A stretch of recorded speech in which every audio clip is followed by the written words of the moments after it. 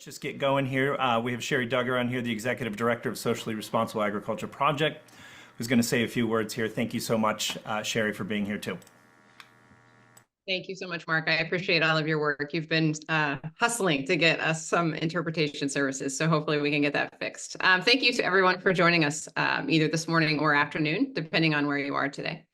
As I get started, I'd really like you all to just try to imagine an 80,000 head feedlot and slaughterhouse are slated for yet another expansion across the road from your home. Or a poultry operation is scheduled to expand from 200,000 laying hens to 1 million hens. A CAFO owner announces plans to add a factory farm biogas and waste facility to a 6,200 head dairy farm.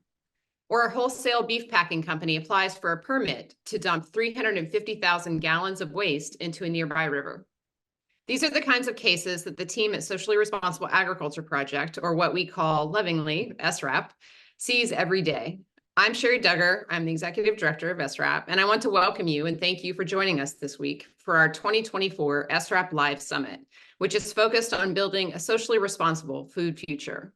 We hope this event will offer you a variety of perspectives from community members, experts, organizational allies, and journalists to help you better understand the harms of our current industrial agriculture system, as well as how best to advocate for an improved, socially responsible food future. Before I came to work in the food and agriculture space, I was a journalist. I was editing various publications that were distributed throughout my home state of Indiana. One of those publications was called Farm Indiana. It was through stories in that publication that I came to learn about and better understand our modern day food and agriculture system, as well as its direct and unfortunately harmful impacts on all of our lives. At the same time as I was reading, writing, and editing stories, I was building out a small farm and business in Shelby County, Indiana, on a small 3-acre plot of land that was surrounded by fields of corn and soybeans. As I learned, I became increasingly biased about the stories I wanted to showcase in the publication. I wanted to feature independent family farms, local food systems, and sustainable agriculture. I wanted to support public health, quality of life, animal welfare, thriving rural communities, and ultimately, planetary well-being.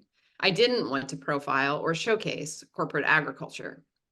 It was because of what I learned in those early days and also what I couldn't then unlearn about our food system that launched me into becoming an outspoken advocate and leaving my journalism career to work in the food and agriculture space. It is because of those stories, those voices, and those lived experiences that I sit here before you today. As I launched my new career, I spent years learning from other advocates, farmers, and newfound friends. What they taught me was this: with industrial livestock production comes injustice to the environment, to people, to animals, and to the planet. I began to quickly understand how today's consolidated food and agriculture system drives independent family farmers off the land. It abuses food system workers. It perpetuates social and racial injustices. It pollutes our air and water, exacerbates climate change, compromises animal welfare, extracts wealth from your rural communities, and damages public health. It wasn't long before I fully realized that corporate giants were the only ones benefiting from our current industrial agriculture system. 4 corporations, Tyson, Smithfield, JBS, and Cargill, collectively control more than 80% of U.S. beef, pork, and poultry production. Monopolization of the marketplace gives these companies the power to do so much harm. They can exploit farmers by keeping their prices low. They can exploit workers by paying low wages. They can sell nutritionally inferior drug and pesticide contaminated food. They extract wealth from local communities. There's so many more things that go wrong with this system. We have to change our course, and we must act quickly. We truly have no other choice. Policies must prioritize regenerative agriculture and the restoration of degraded land. Subsidies must be redirected from industrial to sustainable and regenerative agriculture into the production of real food, fruits, vegetables, and pasture-raised proteins to feed us healthfully. Consumers can demand more of producers, and we have to hold governments and corporations to account. It takes all of us to create real change. As I've met farmers around the country growing food for their communities, I've come to see very clearly that these farmers are resourceful, smart, and resilient people. They will raise food and produce food in the ways that they are incentivized to do so. Our government policies then offer the fastest and most effective way to encourage and incentivize sustainable and regenerative agriculture. If we assist them in doing it, they'll do it. But creating large-scale change, though desperately needed, is difficult and slow. We know this. We often hear advocates in the space talking about moving the needle rather than calling for large-scale food system reform. Some days that feels frustrating. Other days it inspires me to keep going, to keep talking, to keep pushing for the food system I truly believe we all deserve. Until we see massive policy change in this country to support a socially responsible agriculture system, SRAP remains committed to helping communities protect themselves from the devastating public health, environmental, and socioeconomic damages caused by industrial livestock production. For more than 20 years, we've been doing this. Our team has worked throughout the U.S. to provide free assistance to any community that requests our support when facing the threats posed by factory farms. SRAP's community support team includes technical experts, independent farmers, and rural residents who, like the communities we serve, have experienced the impacts of industrial livestock production firsthand. We offer technical and strategic support to help people educate and mobilize their communities, navigate regulatory processes, engage lawmakers, publicize their stories, and ultimately build coalitions to reject harmful industrial agricultural practices and advocate for a socially responsible food future. We also have other programming. Community members may come to us when they're facing an incoming operation, but they stay with us through the Food and Farm Network, where they can develop their leadership skills, learn how to negotiate the policy process, engage with other networks and coalitions, and effectively advocate for replacing industrial livestock production with ecologically sound, socially equitable, and economically viable animal agriculture. Our Water Rangers program works with rural communities to protect their right to clean water and hold industrial livestock operations accountable for pollution. Concentrated animal feeding operations, or what we refer to as CAFOs, and other industrial livestock operations are among the worst water polluters in the U.S. Our Water Rangers program provides free water testing, training, and offers community members instructions on documenting and reporting pollution violations to local, state, tribal nations, and federal regulators. Rural communities, farm workers, public health, the environment, and animals, they're all harmed by industrial agriculture. What you might not know is that production contract farmers who operate these CAFOs can suffer too. Through our contract grower transition program, SRAP attempts to further transform rural communities by engaging contract growers who are struggling within the industrial agriculture system and getting them out of that system, helping them to exit the industry and providing resources to prevent others from becoming trapped within that system. We have a great deal of work to do. Some of our efforts are not successful, oftentimes they are. Over the past year, SRAP has handled more than 40 new community support help requests for assistance in 19 states. We've seen many successes, including supporting a community in Steuben County, Indiana, to prevent an 8,000 head cattle CAFO, and helping the community of Lyntown, Wisconsin, deny a comprehensive plan amendment and zoning changes that would have allowed for the construction of a polluting biogas digester. And that's not all. Our contract grower transition program has celebrated an amazing win when a former grower had over $1 million in debt paid off by a USDA program, which saved his generational family land from foreclosure. Our Water Rangers program worked with a community group on their water monitoring, which resulted in a 5,000 head hog CAFO receiving violations for the pollution it caused. The EPA accepted a civil rights complaint filed by SRAP and others and agreed to investigate a permit process for a proposed factory farm biogas facility in Seaford, Delaware. These stories of success of rural residents fighting to protect and safeguard their communities and lives keep coming. Though the damages of industrial livestock production are disheartening, we know that a different approach to agriculture is entirely possible. Today, we'll feature two panel discussions. The first will be on factory farm biogas, which has seen explosive investment and growth in recent years. We'll also be highlighting new state legislation that aims to prop up the industrial livestock system, and we'll talk a lot about how advocates are beating back the powerful big ag lobby. Tomorrow, we're going to again feature two discussion panels, one on the data that can help to tell compelling stories about the harms that we face. We'll also host a discussion on collaborating to amplify voices and messages that are critical to achieving large-scale food system change. Lastly, I'm really excited to announce that we'll offer a keynote address by SRAP board member Austin Frerick, who recently published a book, which I'm sure he'll talk about the food industry tomorrow in our keynote address that will cap off the two-day event. I hope you'll enjoy what you hear today. I hope you'll also find that, unlike me, you can't unlearn what you hear over these next 2 days. May the knowledge that you pull from this event inspire and motivate you to join forces in advocating for, supporting, and building a just and resilient, socially responsible agriculture system. It takes us all to create real and lasting change. If you haven't yet, please also register to attend day 2 of our event. Join us tomorrow morning for conversation and coffee, and visit SRAP's website at sraproject.org to learn more about how you can get involved in all the work we do and to stay in touch. So thank you. And with that, I'll pass the virtual microphone over to Cole Dickerson, who I believe is going to lead us in a short activity. Yes, thank you so much, Sherry. And thank you everyone for being here and bearing with us. So we're really excited to be putting this event on. So I'm here to welcome everyone to this virtual space. We wish we could be doing this event in person, but we wanted to make sure everyone could be here. So we're here virtually, but I want to lead a quick activity to help us get connected to one another, to help us learn a little more about where people are calling in from. I'm going to pivot to just using the chat since it seems like I don't want to add any more technical difficulties to the table. So I'm going to put a couple questions into the chat, and if everyone can respond, what state do you live in, or what state are you calling in from? We'd love to hear, where people are around the country. Great. It looks like we got some responses so far. I'm seeing Southwest, Midwest, on the East Coast. I'm here in Boulder, Colorado. Any Colorado love out there? Awesome. Yeah, Julia.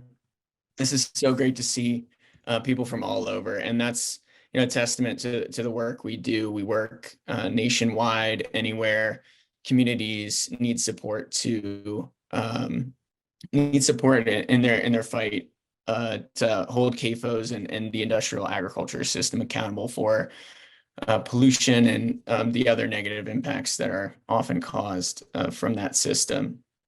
So that's so great to see all of y'all are here and hear from so many diverse places. So the next question, do you live in a rural, urban, or suburban area? I'm curious. So rural and urban are two relatively easy things to define. If anyone doesn't know if they fit in rural or urban, suburban is an option that, in my mind is, if you don't think you're in a city, but you don't think you're in the country, you're in a suburban area. Great. So it looks like we got people from all over again, which is really great to see. Rural, lots of rural folks, lots of urban folks, some suburban folks. That is awesome. And I'll say SRAP, we work with a lot of rural communities, but we also work with a lot of communities that are closer to cities and organizations that do really awesome work in urban areas. So next question. How do you participate in the food system? So this is a pretty open-ended question. Feel free to respond however you would like. Me, I'm an eater. I eat food. That's probably the biggest way I interact in the food system, aside from my work with the Water Rangers program. But you might be a farmer. You might be a policy advocate. You might do work in a grocery store, something like that. We're all participants in this food system, and it's really cool to see the wide gamut of participation in food systems. Policy advocate, eater of food, passionate strawberry and basil gardener, love it. Retired organic dairy, educator, policy advocate. Wow, I love seeing how many people are here and how many different experiences we have. This is so great. It's an awesome kickoff to the event. Next question. You all are amazing. How are you impacted by industrial agriculture? Do you live near CAFO? For anyone who may be unfamiliar, that's a concentrated animal feeding operation. They're big facilities that house thousands and tens of thousands, sometimes hundreds of thousands of animals. Do you own a farm that's impacted? Are your food choices influenced? It could be a number of reasons. I think it's fair to say we're all impacted in some way because the industrial agriculture system is so widespread in our daily lives. Raised grass-fed beef, that's really awesome. CAFO borders my farm from Kevin. Green water, live near CAFOs. I was trapped as an ex-industrial livestock producer. So we have people who are impacted in so many different ways, which is an important thing to recognize. And then finally, what are you hoping to take away from SRAP Live, building a socially responsible food future? So we have a really, really great schedule in the next couple of days. Following me will be a panel on biogas, factory farm gas. Maybe you're interested in networking with other people here. We have a really great coffee break tomorrow. I believe that is at 1 p.m. Eastern tomorrow. We're going to be talking through issues, meeting people. So please join that if you're interested there. Let's see, connections, information, how to kick ass and take names. Love it, Kevin. That's awesome. That's what I hope to take away too. Growing network, learn a lot of stuff, facts. This is great. This helps us understand what you all are interested in learning. And it's a really good bow to tie on this exercise, hearing what people are looking forward to. I think it's important to stay positive in this fight. And I'm feeling a lot of that from the chat. People are really excited to learn and to take action. So that's really, really great to see. I believe my time is up. So thank you all for participating in the exercise, getting us going. I'm really, really excited for the next couple of days and really excited to see how many people showed up for this important work. So Sherry, I'll turn it back over to you, and everyone, please stay active in the chat. If you have more thoughts on these questions, feel free to keep responding. Absolutely. And while these discussions are going, if you want to go ahead and put questions about the discussions in the chat as well, please feel free to contribute those questions, and we'll get as many things answered as we can as we go. So the next, or the first panel, I should say, is going to be on factory farm gas. We have an amazing moderator for this discussion, somebody that we've worked with on our own report that we just put out with Friends of the Earth here recently. We were super stoked to be able to contribute to that report and to be asked by Friends of the Earth, who we respect greatly, to be able to work with them and partner on this effort. Chloe Waterman was a huge took on a huge role in that, in us producing that report with them. So she currently serves as a senior program manager for Friends of the Earth, their climate-friendly food program, where she leads Friends of the Earth's policy and markets campaign to advance a healthy and climate-friendly food system. On Capitol Hill and state houses and across city governments, she's pioneered climate-friendly food procurement policies, initiatives to expand plant-based school meal offerings, and other policies to build a just and sustainable food system. Chloe currently resides in Prince George's County, Maryland, where she serves as a co-chair for the Prince George's County Food Equity Council. So Chloe, I'm going to let you take it over, and thank you so much for moderating this first panel discussion. My pleasure. Well, thank you so much, Sherry, for the introduction, and thanks to everyone for being here. It was such an honor to me to be invited to moderate this panel of amazing experts that you'll hear from soon, but also to be invited by SRAP, who I just have so much admiration for. I think that the work that SRAP is doing is just about the most important work to be done in our movement.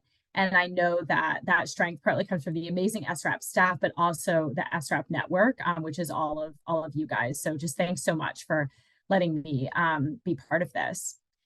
So before we jump into the panel and I introduce our panelists, Sherry mentioned this panel is about manure biogas. And I know some of you probably know more than you ever wish to know about manure biogas already, but want to be cognizant that some of you may be newer to the subject as well. So I'm going to start with just a couple minutes explaining what manure biogas is and why we're so worried about it. So one way to think about biogas is as a child of the marriage between fossil fuels and factory farms. So these two industries got together, they teamed up to figure out a scheme for greenwashing both of their polluting business models and figuring out a way to profit from their pollution in the form of biogas. The more technical way of explaining biogas is to say that it's a mixture of gases created through anaerobic digestion. Anaerobic digestion is a process where bacteria break down organic material, in this case, animal waste, in a closed oxygen-free environment known as a digester.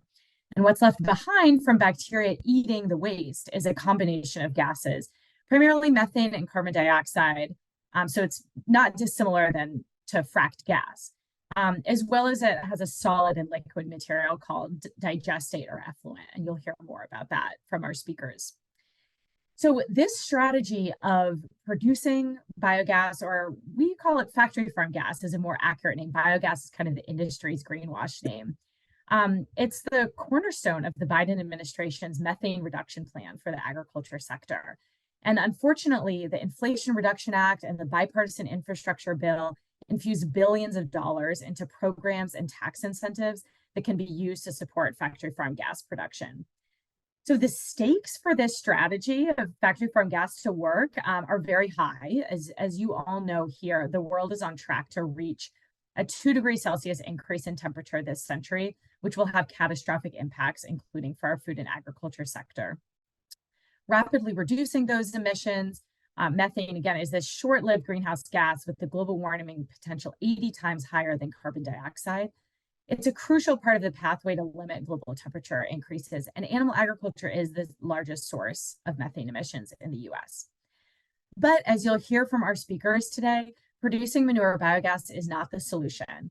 Factory farm gas will further entrench the inherently unsustainable and unjust systems of industrial animal agriculture and fossil fuel energy for decades to come. Factory farm gas even creates new threats for communities living near factory farms, including more ammonia emissions, more concentrated nutrients and digestate that harm water quality, new pipelines and fossil fuel infrastructure. And while this is all done in the name of reducing methane emissions, the report that Sherry mentioned that Friends of the Earth and SRAP put out a couple months ago found that methane reduction benefits for manure biogas have been considerably overstated by the US government. They're not adequately tracked, and they're not sufficient to meet climate targets. So I will put a link to our report that we encourage you all to check out. There's also a link on that landing page to a webinar that we put on if you're interested in more about that research. But for now, I want to turn it over to our incredible panel that we have for today. So our first panelist is Kim Dupre. She is the community leader and advocate with Sustain Rural Wisconsin Network. We'll have Samantha Kropp, a Neuse Riverkeeper and Director of Advocacy for Sound Rivers in North Carolina. Keith Schneider, who is the Senior Editor for Circle of Blue and has written for New York Times, The Guardian, The New Lead, and other publications. And then Patty Lavera, who's a policy advisor for the Campaign for Family Farms and the Environment. So Kim is going to go first. Kim is a farmer's daughter who in 2001 found herself near a dairy CAFO and biogas digester in rural Wisconsin. Her experience turned her into an advocate for clean water, extending her reach beyond her local community to protect public health and safety. Her involvement in speaking out against 10 biogas proposals over the past 20 plus years has taught her the importance of data and community activism. Kim, we know you've been doing a lot of work to help communities organize around digester projects in Wisconsin, beyond. Tell us more about how you got involved in this these are the earlier days of digesters, right? Back in 2001. And what communities that you're working with are experiencing. Well, I started off in Emerald, Wisconsin, which is in the St. Croix River watershed. That's northwestern Wisconsin and eastern Minnesota area. And Emerald was a local guy back in 2001 who just he was building a new dairy farm from the ground up, was going to do this whole biogas thing, put in a plant to do all that, and ship it to a pipeline in about 10 miles away. And that was about 1.5 miles from my house at the time. And I remember sitting through those town hall meetings. Everybody was on board with this. He'd done his homework and got the DNR on board. He got the county board people, all the big members in the community, and everything was going to be wonderful, wonderful, wonderful. And this was going to be a starship of the north of dairying in Wisconsin. And it was all wins and no losses. That's how they sold it. Well, it didn't turn out quite that way. A couple of years later, the the whole plant exploded and burned up, and they never really used the digester again and went back to routinely spreading the manure around the fields as they had always done. So that's kind of what got me the whole thing. I got acquainted with that whole system back then, but obviously with the tax monies that's been pushed out, there's been a lot more attention focused on biogas. So I'll share my screen here with you momentarily. If I can find what I'm doing here. All right, I hope you can see that. Now, We can see it. all right. So for the past, mainly the past 5 years, these are some of the locations of folks that have reached out to me and given me a call and wanting to know my expertise or my experience mainly, just living next to a biogas digester and what we experienced in Emerald. And the big thing with the Emerald Town Hall is the well. It's located right across the road from where Emerald Dairy is, and the nitrates in that well are running consistently in the 30s and 40s now. And when that well was first built in 2007, they built that from the ground up too. The nitrates were only at 6.9. So in about 15 years time, the nitrates have just skyrocketed. And so that star is the one and the very right above Menominee, kind of like the top right over there. So that's where Emerald all started. And then as folks reached out to me, we had Nature Energy trying to come into Roberts, Wisconsin. There was one in Pleasant Valley, which is right next to the 2 stars next to Menominee. We had another one up in New Richmond. All Nature Energy was trying every couple of years, it would try a different location and try to find a different spot that it could land. Vanguard Renewables was the one that is in Wapaka. You'll see there. You'll also see the 2 stars underneath the Hudson one, just east of the Twin Cities. Those are the two. One was Obigadan and the other one was Vanguard Renewables. So we've had 3 different companies trying to get into Wisconsin. I also helped some folks in Paynesville, Minnesota about the same time, and Lewiston, Minnesota, which is the star down by Rochester, as well as the group that had just reached out to me via Facebook Messenger in Pelham, Tennessee, who found online that I had made a lot of comments about biogas, and they called me up and said, what can you do to help us? So I've gotten around a little bit, let's put it that way, and my experience here. So to give you a 55,000 foot view of all this, how do we activate the community once we know a proposal is on the table? And that's the catch. We often don't know until I get that call and it's like, we're having a meeting next week. What am I going to do? And so this is how we get people started. First off, you have to engage your local officials, whether that's your county board, town board, city council, whoever it is that you're dealing with. You need to get in touch with them and start talking to them, because in our experience is those officials usually are there for a long time and they like to keep their chair. They don't want to lose that chair. So if they understand that the public is really feeling one way or another about this proposal, they're going to follow the public's lead. But you need to be persistent about it, because what you don't realize is that the biogas company has probably already been talking to them for a year or so, or the local farmer that they're trying to partner with. And you need to get with your local officials and get your opinions expressed and your questions asked and make sure they get answers. And that's been very effective for us, these 15 FAQs that the ladies in Wapaka started a website that put all those out there, very easy for all of you to get access to. And I actually got this list of questions from Lee Luft, who was the chair of the groundwater task force in Kewaunee County, when they were looking at a state finance digester back in 2017, I think, or something like that, 2016, 2017. And so he was a paper mill executive, so he knew his business and he knew what questions to ask, because they had to go through the whole process in the paper industry of cleaning up their water and cleaning up their industry.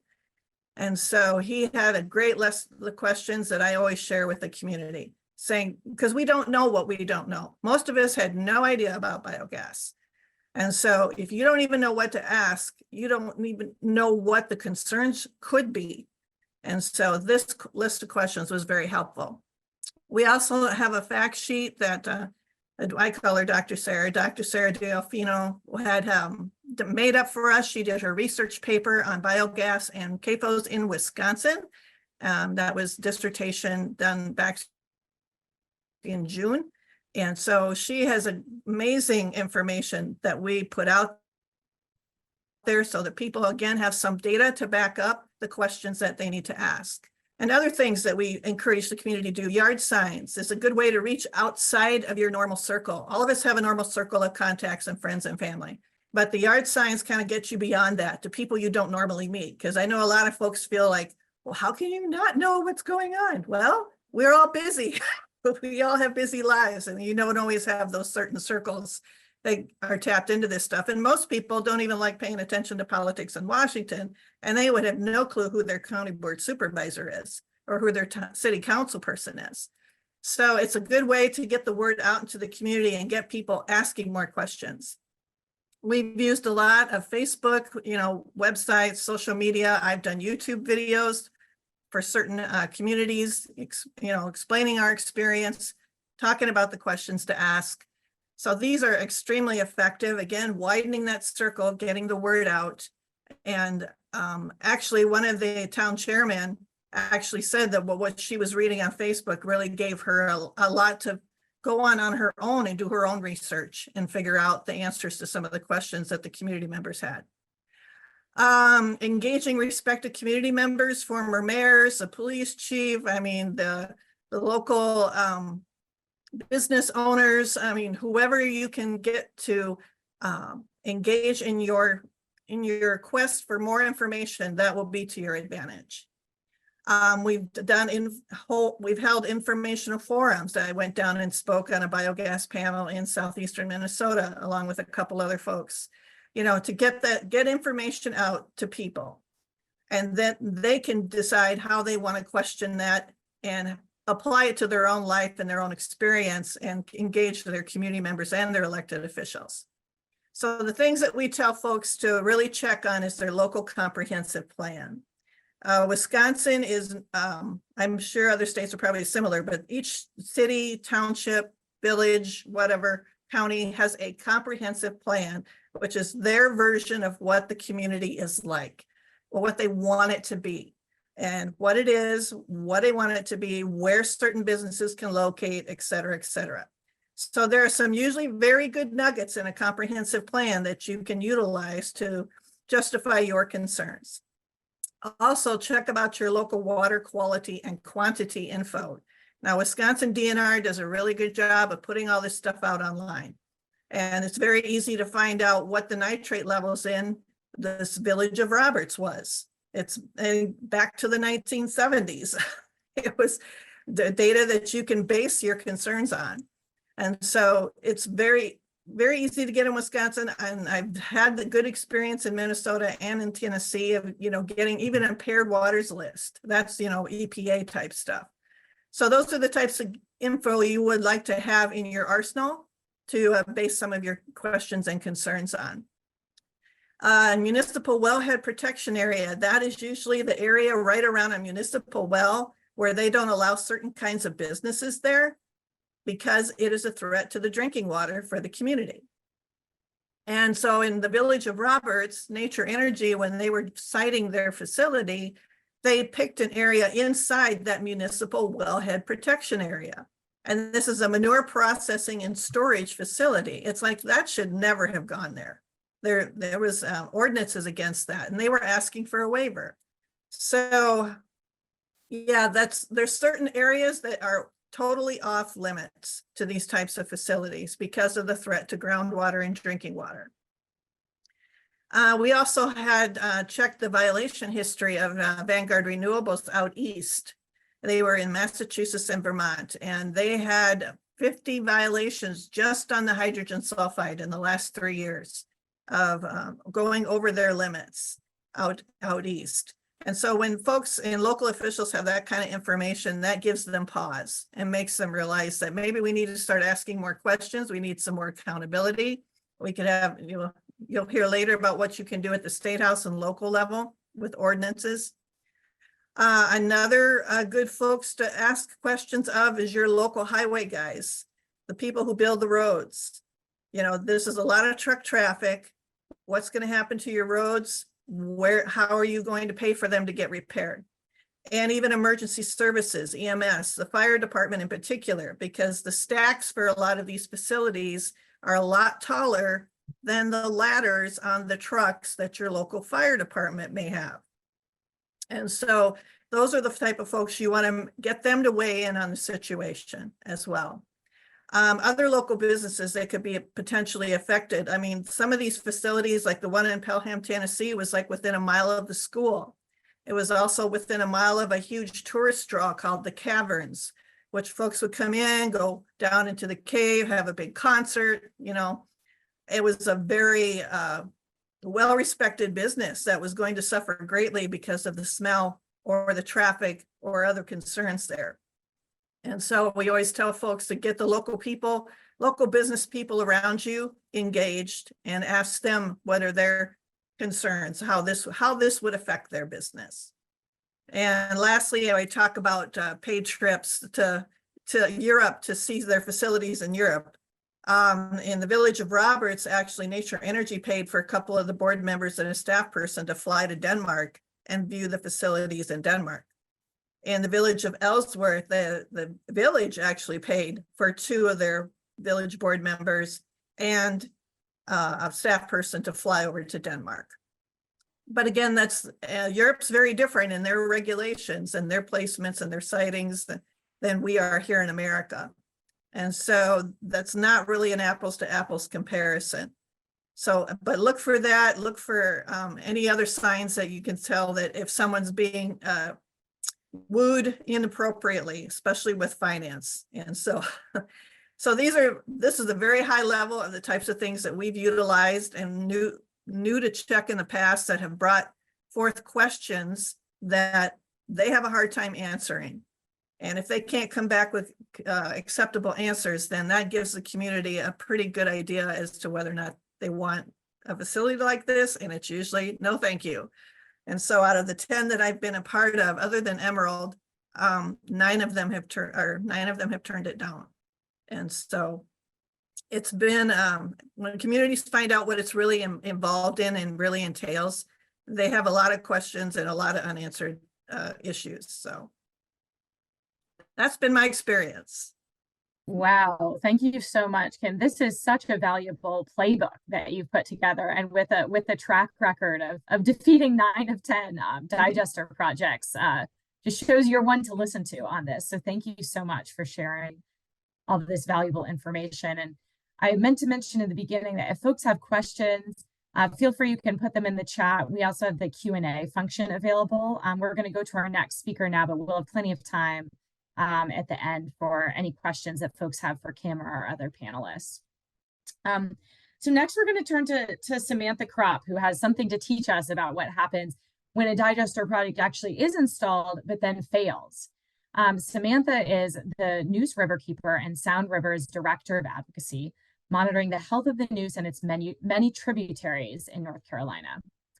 Sam came to Sound Rivers from Oregon, where she served as the coalition coordinator for the Forest Waters Coalition, a network of conservationists and community members working together to create stronger protections for Oregon's forested watersheds. Before her full-time role as a coalition builder, she taught undergraduate and graduate level courses in environmental justice and pedagogy at the University of Oregon. So Samantha, we know that North Carolina's pork industry and now some chickens too have been implementing digesters over the past several years. And some of us, I think, are familiar with the one site of White Oak Farms that had a catastrophic explosion. Tell us more about what's happening on the ground in North Carolina and what you've learned through your research and through your work as a waterkeeper there. Thank you, Chloe, so much. And thank you everyone for this opportunity. As Chloe mentioned, I work as the Neuse Riverkeeper here in southeastern North Carolina. And I've been tasked today with the role of sharing somewhat of a horror story from my investigative work on smoked biogas here in North Carolina. As a riverkeeper, I'm a bit of a part scientist, part investigator, part educator, part advocate. And we do, run a hotline and have a monitoring program where we end up learning about a lot of issues as they come up in our watershed. And of course, a primary source of water quality pollution here in North Carolina is swine CAFOs. We are the second largest producer of pork in the country. And in just the past handful of years, really, we've become, a leader in the swine biogas industry. To give you an idea, Smithfield Foods, which is, our massive corporation, the largest pork producer out here, reported that essentially their plan is by 2030 to have 90% of its hog farms feeding into biogas pipelines. So we're looking in the middle of some pretty significant biogas expansions. And as you can imagine, this has become a pretty big part of my work as a river keeper, sort of tracking the impacts of these.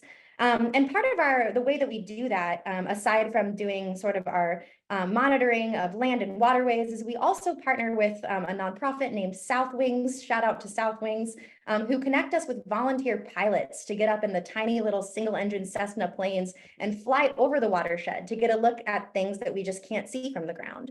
And this is how one of those routine monitoring flights was how I initially discovered what I soon learned was a significant environmental disaster that had happened on the ground at one of these biogas facilities named White Oak Farms. And that facility is in Fremont, North Carolina, which is in Wayne County in the Neuse watershed. And I want to share a little bit about sort of how we discovered that and all this pretty rich story behind it and some of the takeaway lessons. And I am going to share my screen because I have some photos here. So can everyone kind of get like a thumbs up if you can see this photo? Looking good. Great, thank you. So this is a photo of what I saw when I flew over the White Oak Farms facility site on August 3rd, 2022.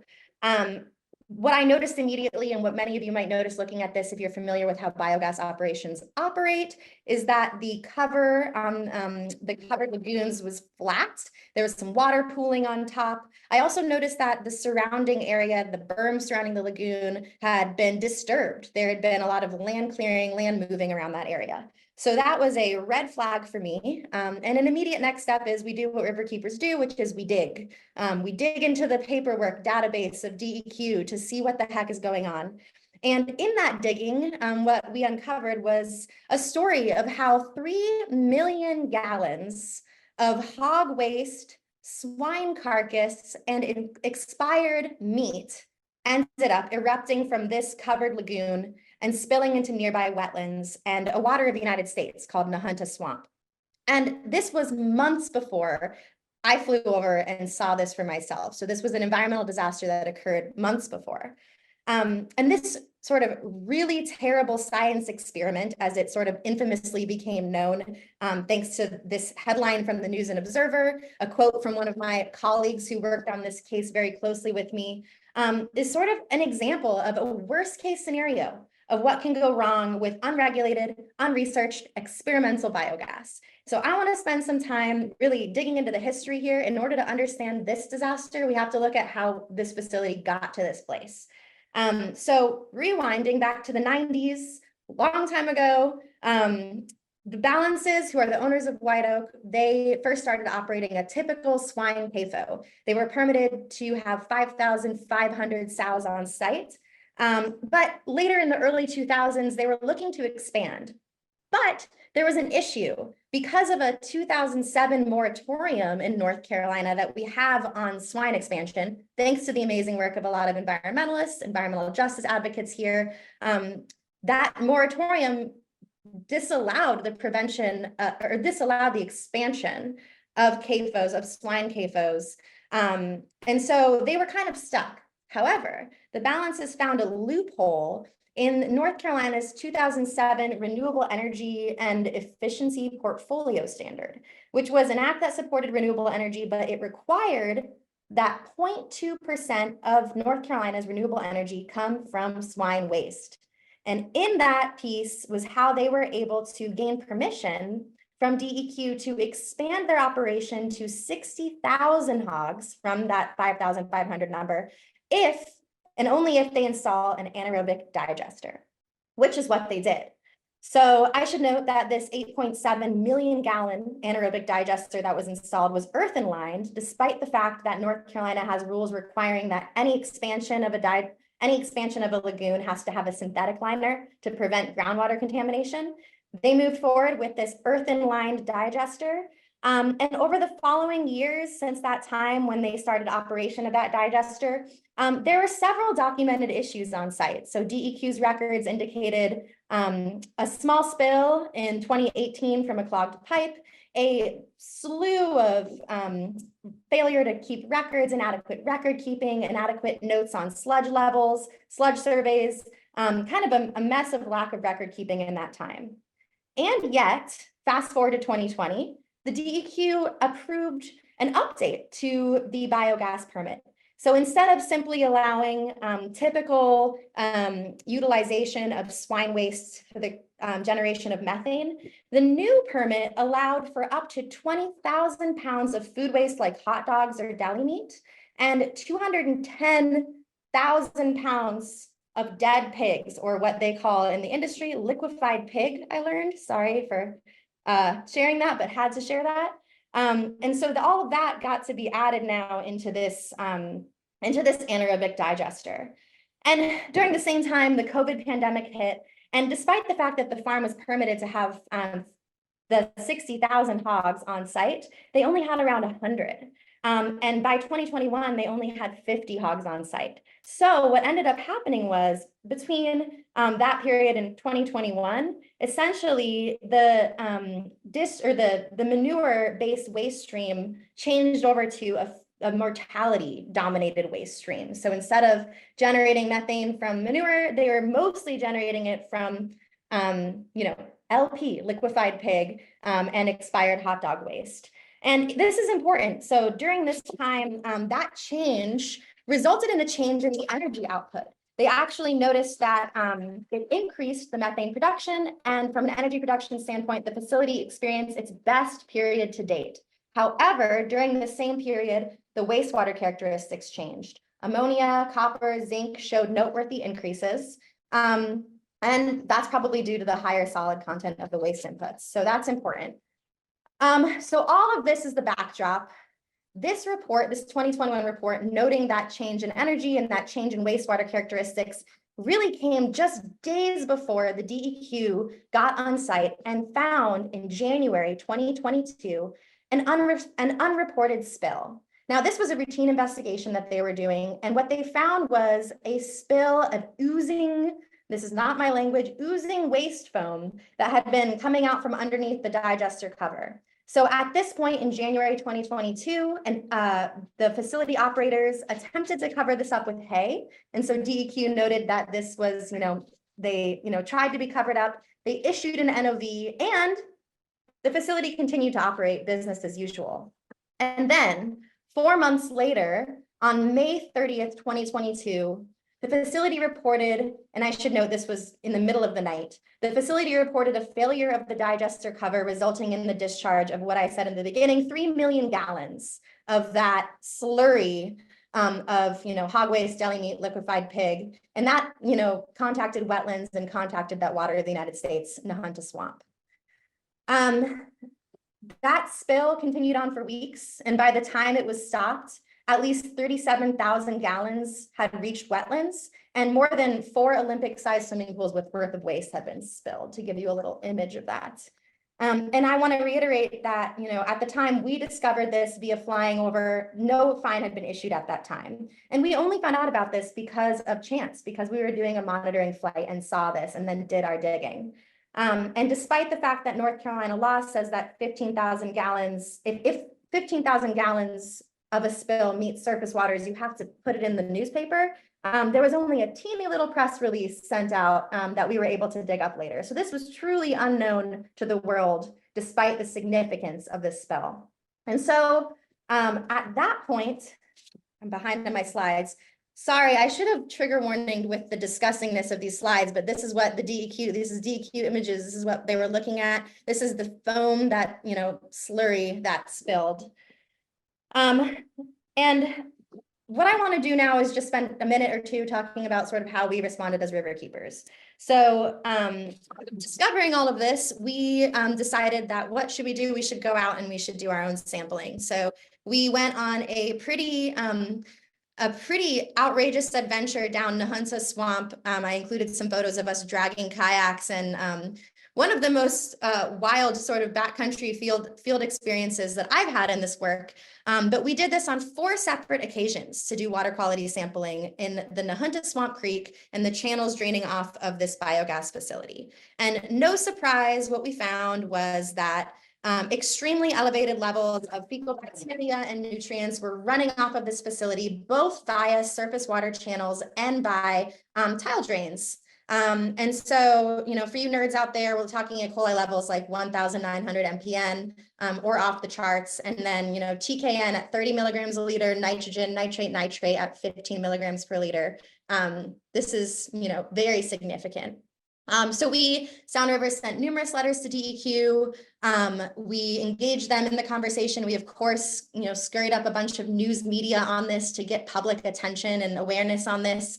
And the result was that in the end of 2022, DEQ issued one of the largest civil penalties of the year for water quality violations at $34,000 to this facility.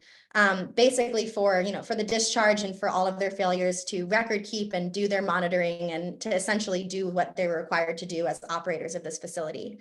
And most recently, the outcome of all of our water quality sampling that over the course of 2022 and 2023 indicated that this discharge was still occurring.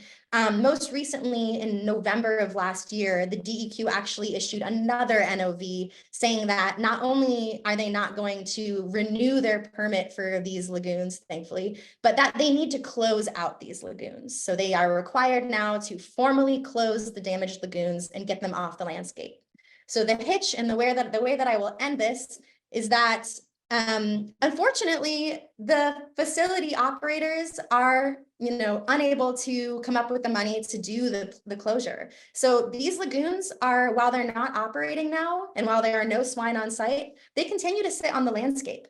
And they continue to pollute Nahunta Swamp, which feeds into Contentnea Creek, which feeds into the Neuse River downstream. And so until they can come up with the money to close these out, this continues to be sort of a scourge in the Neuse watershed. And we'll continue to work on this. So I will leave it there. Yeah, happy to answer questions. Wow, thank you so much, Sam. I knew about that case, but I didn't know how it was discovered. I didn't know that it took so long to discover it and that was a result of your all's flyover. So glad that you did that. Before we go on to Keith, I'll just add one quick story, which is that when Friends of the Earth and SRAP were meeting with USDA's research mission area recently to share some of the results of our recent report where we highlighted the White Oak Farms explosion as a case study in our report. At the end, one of the researchers said, well, you know, we have teams that are working on making biogas as safe and as effective as it can possibly be. We have this team in South Carolina that's been working on this. And in fact, their research was what led to an update in North Carolina's law, the update that you were talking about, Sam, that actually allowed White Oak Farms to get this exemption on the basis of having a digester and implementing these best practices. This researcher was touting it as, you know, so yeah, USDA is doing all of this great work about it. And Chris was in that meeting with me, Chris Hunt from SRAP, and he immediately could tell what I was going to do because a huge smile came over my face as I got to giddily tell the research department that in fact, this was not a shining example of biogas technology working, and it was the exact opposite. And I think demonstrates the opposite, which is that, you know, even these technologies that on paper can sound really good, when it comes to the scale that these projects are and the lack of regulation in the environment that they're going into, there is no safe way to implement a manure digester. So with that, we're going to go over to our next panelist, Keith. Keith Schneider is based in Michigan. He has reported on the contest for energy, food, and water in the era of climate change from 6 continents. Keith, we know you've been writing about animal agriculture's impact on human and environmental health, and that's led you to biogas. So tell us, what have you learned through your research and reporting? Well, thank you so much. It's a privilege to be here. Commend SRAP's work on this. Here in Michigan, we have two great CAFO antagonists, one of whom works for you, right? Lynn Henning, Goldman Award winner, and Pam Taylor. I met them in 2022 when I started my work on farm nutrient pollution. Pam is the winner of the Petoskey Award, which is Michigan's top environmental prize. There's a lot I want to say. The most important thing that I can say is that in the nearly 3 years that I've been tracking this around the country, particularly in the Great Lakes region and in the Corn Belt, is that we have an opportunity to change or require the EPA to update the Clean Water Act around biodigesters. Biodigesters regulated on an agricultural operation are essentially unregulated in every state that I've looked at. The same piece of equipment installed in a wastewater treatment plant, food processing plant, or any other major source of the kinds of waste that are applicable to be put into a biodigester are heavily regulated. So a biodigester installed in a wastewater treatment plant here in Michigan, for instance, digestate is very heavily regulated. You have to go back and put it back through the system to treat it. The land application, the biosolids are very heavily regulated about where they go, how much you can put on, how much you have to regulate the water and test the water around it. Very heavily regulated. On an agriculture operations, essentially nothing. And this is happening in Iowa, Nebraska, and other states. So my message to activists and my friends in the legal community is, I mean, this may be a tough message to SRAP because this does cement, biodigestion as a part of the infrastructure of industrial agriculture. But if it's coming, then we have a chance, I think, to make the case that it's a point source, an industrial point source to regulate, which itself may add to the cost, which itself may prompt the oil, chemical, oil, government, ag triumvirate that's building this stuff to change how they're doing it. One more piece about that.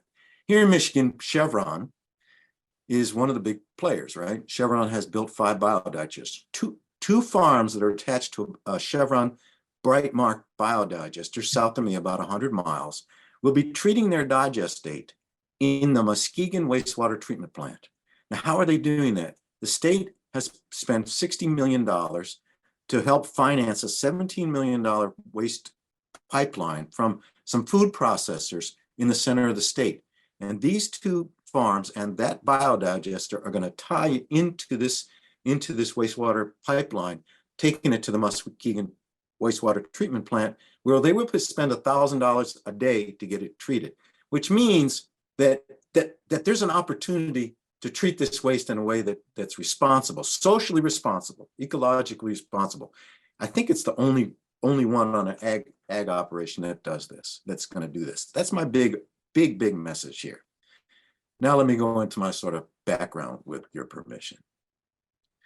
So I began this project looking at phosphorus in Lake Erie, and much of that phosphorus, and there's the differences about how much of it is CAFO related, but a good bit of it, say half, maybe 70%, which is producing these huge harmful algal blooms, not only in Lake Erie, but in Chesapeake Bay and many iconic waters, Lake Okeechobee, Lake Champlain, you can name others. The Mississippi River, the great, dead zone at the mouth of the Mississippi River.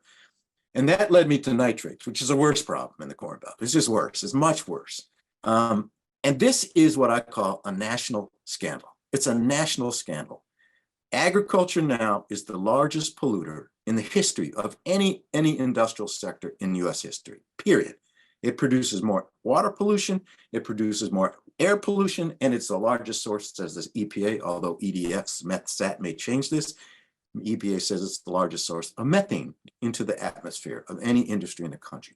It is a scandal. Why is it such a scandal? Because it's not essentially regulated, right? The Clean Water Act, 1972, the writers and policymakers that established the Clean Water Act immunized agriculture, just immunized. You can put as much fertilizer, as much chemicals on the land, and what they do for CAFOs, they call it nutrient management plans, which essentially don't work, and we know they don't work because the practices that the USDA and Congress decided to put in place to try to control this pollution doesn't work. Best management practices don't work.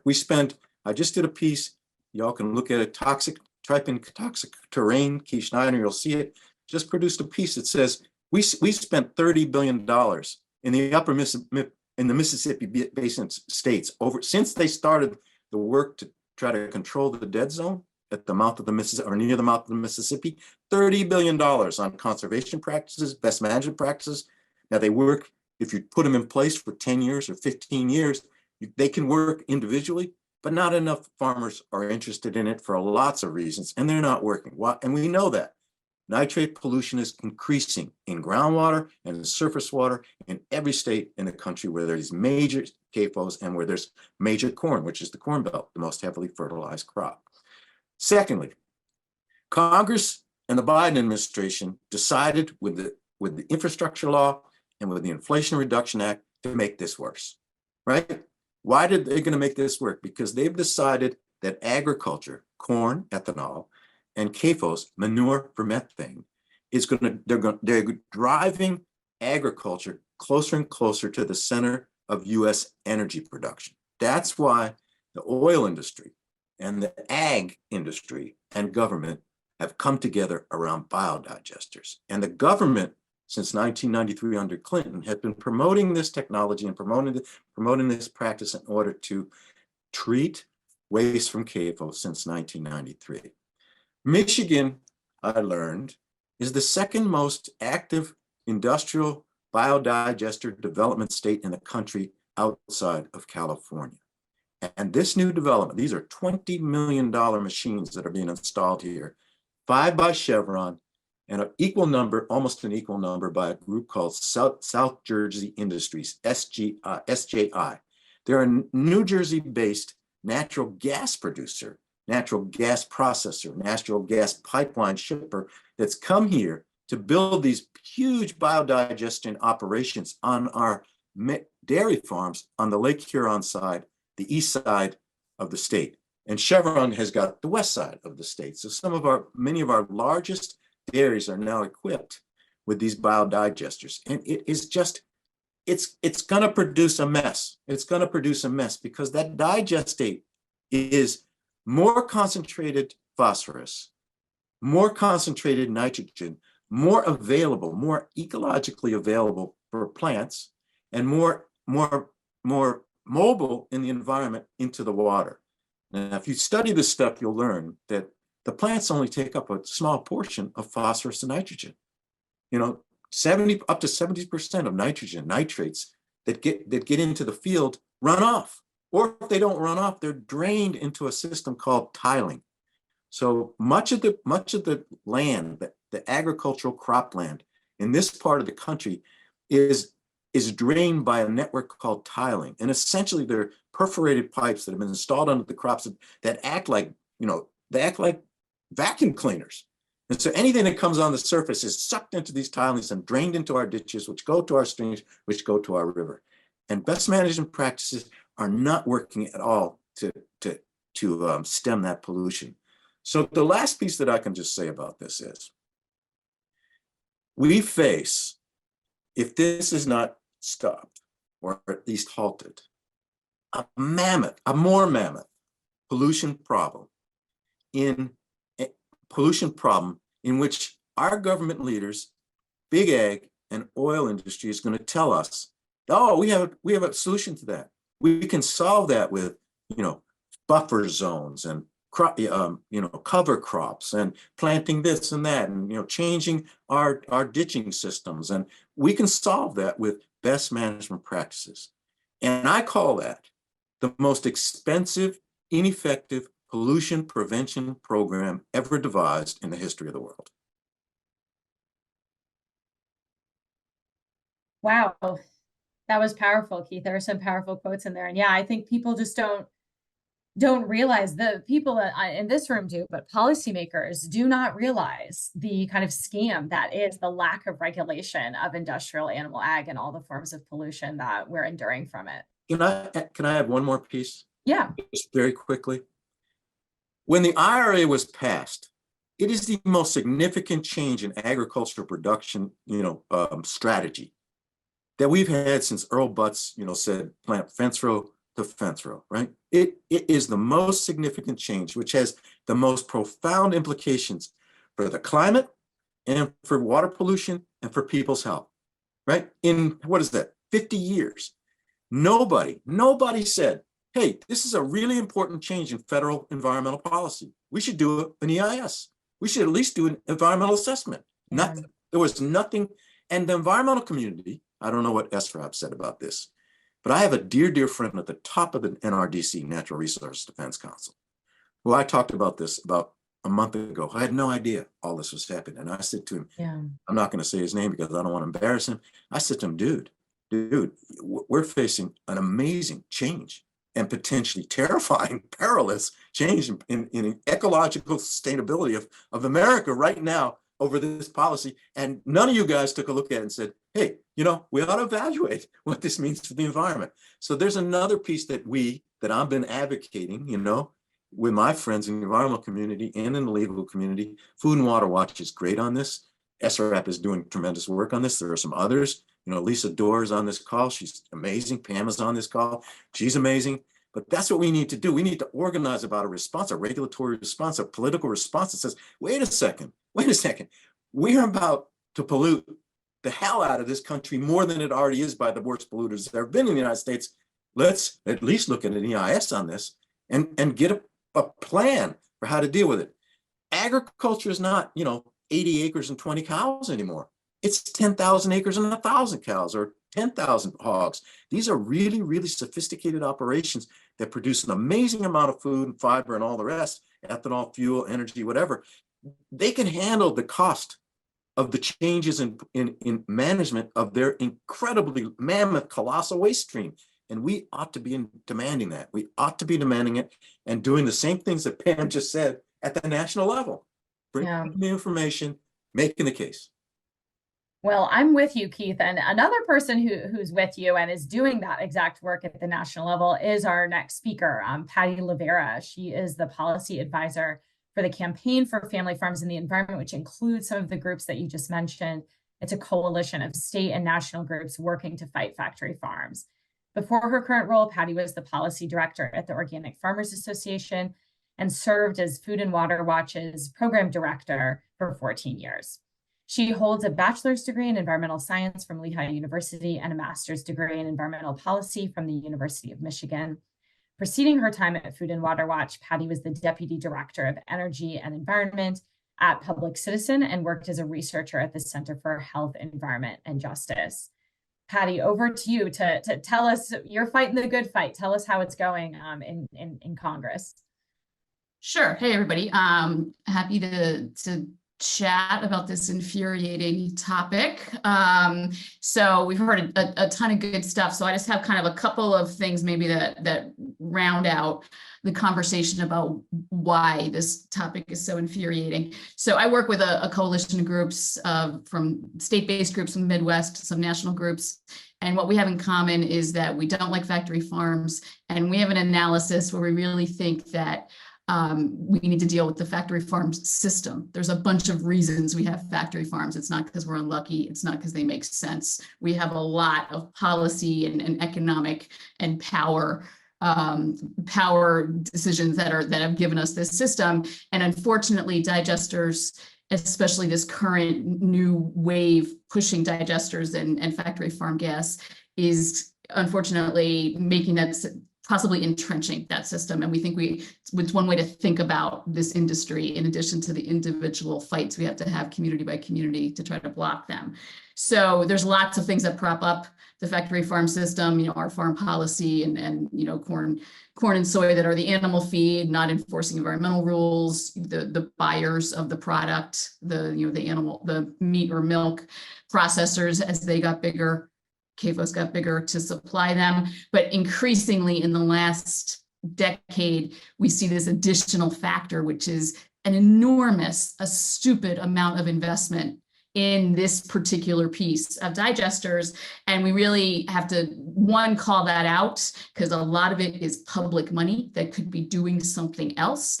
And it's an investment in a terrible system, and it might be a real waste of money. We're kind of stranding this money in a system that we should be radically overhauling. So just a couple of things I want to just offer up, and then get to questions.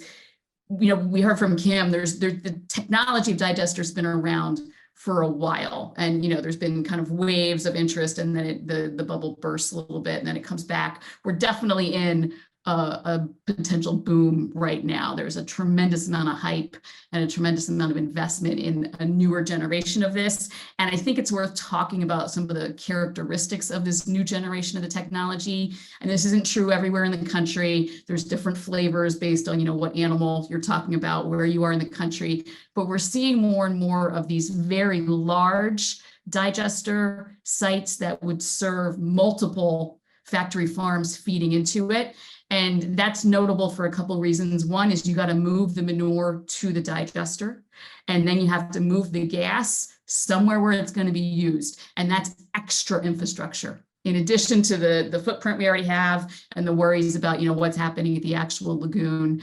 Is the cover going to hold? Is the lagoon going to leak, like we heard about in North Carolina? If you're then moving manure to some central digester that's off-site, and then the gas has to get somewhere where it's going to be used. Sometimes it's used on site, but a lot of times it's not. So then now we're having pipeline conversations in addition to the digester conversation. And some of our folks in CFFE in Minnesota you're even hearing about trucking the gas in lieu of a pipeline, which is yet another layer of outrage and possible, possible catastrophe if you're thinking about moving this gas in pressurized trucks on a highway. So we just have to start kind of calling out like the levels of absurdity. If this is a supposed fix to our, factory farm manure problem, and if this much money and effort is available, that's a fix. Let's find a better one than dumping, more good money after bad. And then one other thing I will flag is this: increasingly, if we're thinking about the factory farm system and the role that digesters might play in it, is these machines and these facilities are not for small farms. They are for large operations. There's a minimum amount of waste you need. It needs to be available all the time, where the digester doesn't work properly. But the hype is very much about how this is this transformative source of income for struggling farm economies. And we need to all start pulling that apart as a myth about who is going to benefit. It is often energy companies, not actual folks involved in agriculture. And even if there is money that would make it back to the owner of those animals who are generating that manure, we have to be very clear about what scale and what type of farms are going to be able to get into these programs. It is not small farms. And if this is one more thing that takes us away from, policy and healthy markets that pay people for what they grow and what they produce, and instead you're supposed to make your money from all these other ways. Now you're supposed to make your money from your biogas payment. It doesn't matter what milk prices are.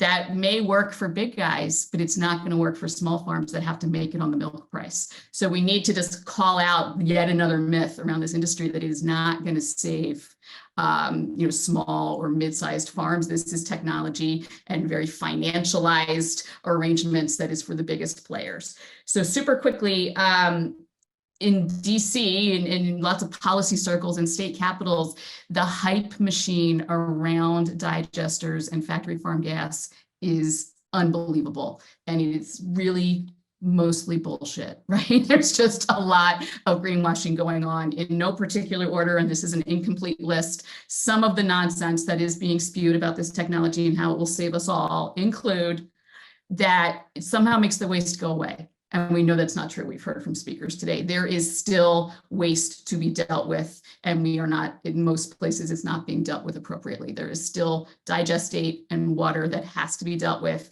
The waste just doesn't magically vaporize and go away because there's a digester, but you wouldn't know that from a lot of the conversations happening in policy circles and in industry hype. We talked about, I talked about the centralized proposals that are even bigger. These are really industrial facilities, and this is not something piece of machinery you just see on a farm. This is big, complex, and potentially dangerous, and communities are not fully ready for what this might mean to have something on the edge of town that's this complicated and potentially this explosive. So there's an entire emergency response infrastructure piece that we need to be calling out, and that is not part of the conversation. And I think the last piece that we can really pull apart is that this really is very, very, very speculative. It really feels like a bubble. There's a tremendous amount of hype.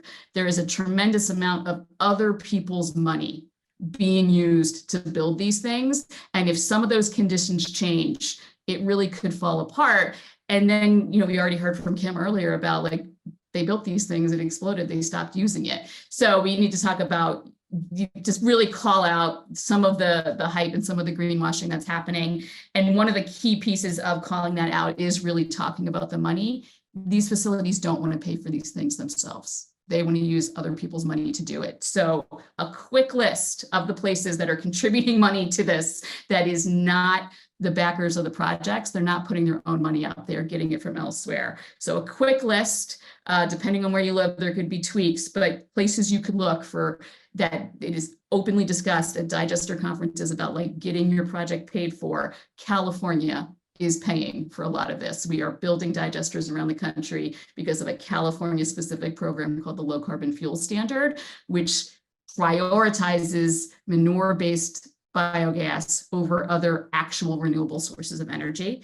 And projects around the country are getting money to be built that from dollars that are generated from California. We already heard North Carolina had a preference in their state green energy program. The official titles in a lot of states is the Renewable Portfolio Standard. You might have a preference in your state in a green energy goal for this kind of energy. Some states are putting this in their state climate response plans. And then this industry is real good at getting local governments to cough up money. So you do have to look at that in terms of, like, tax abatements, economic development grants, free stuff, free roads, free water, free everything, free emergency response.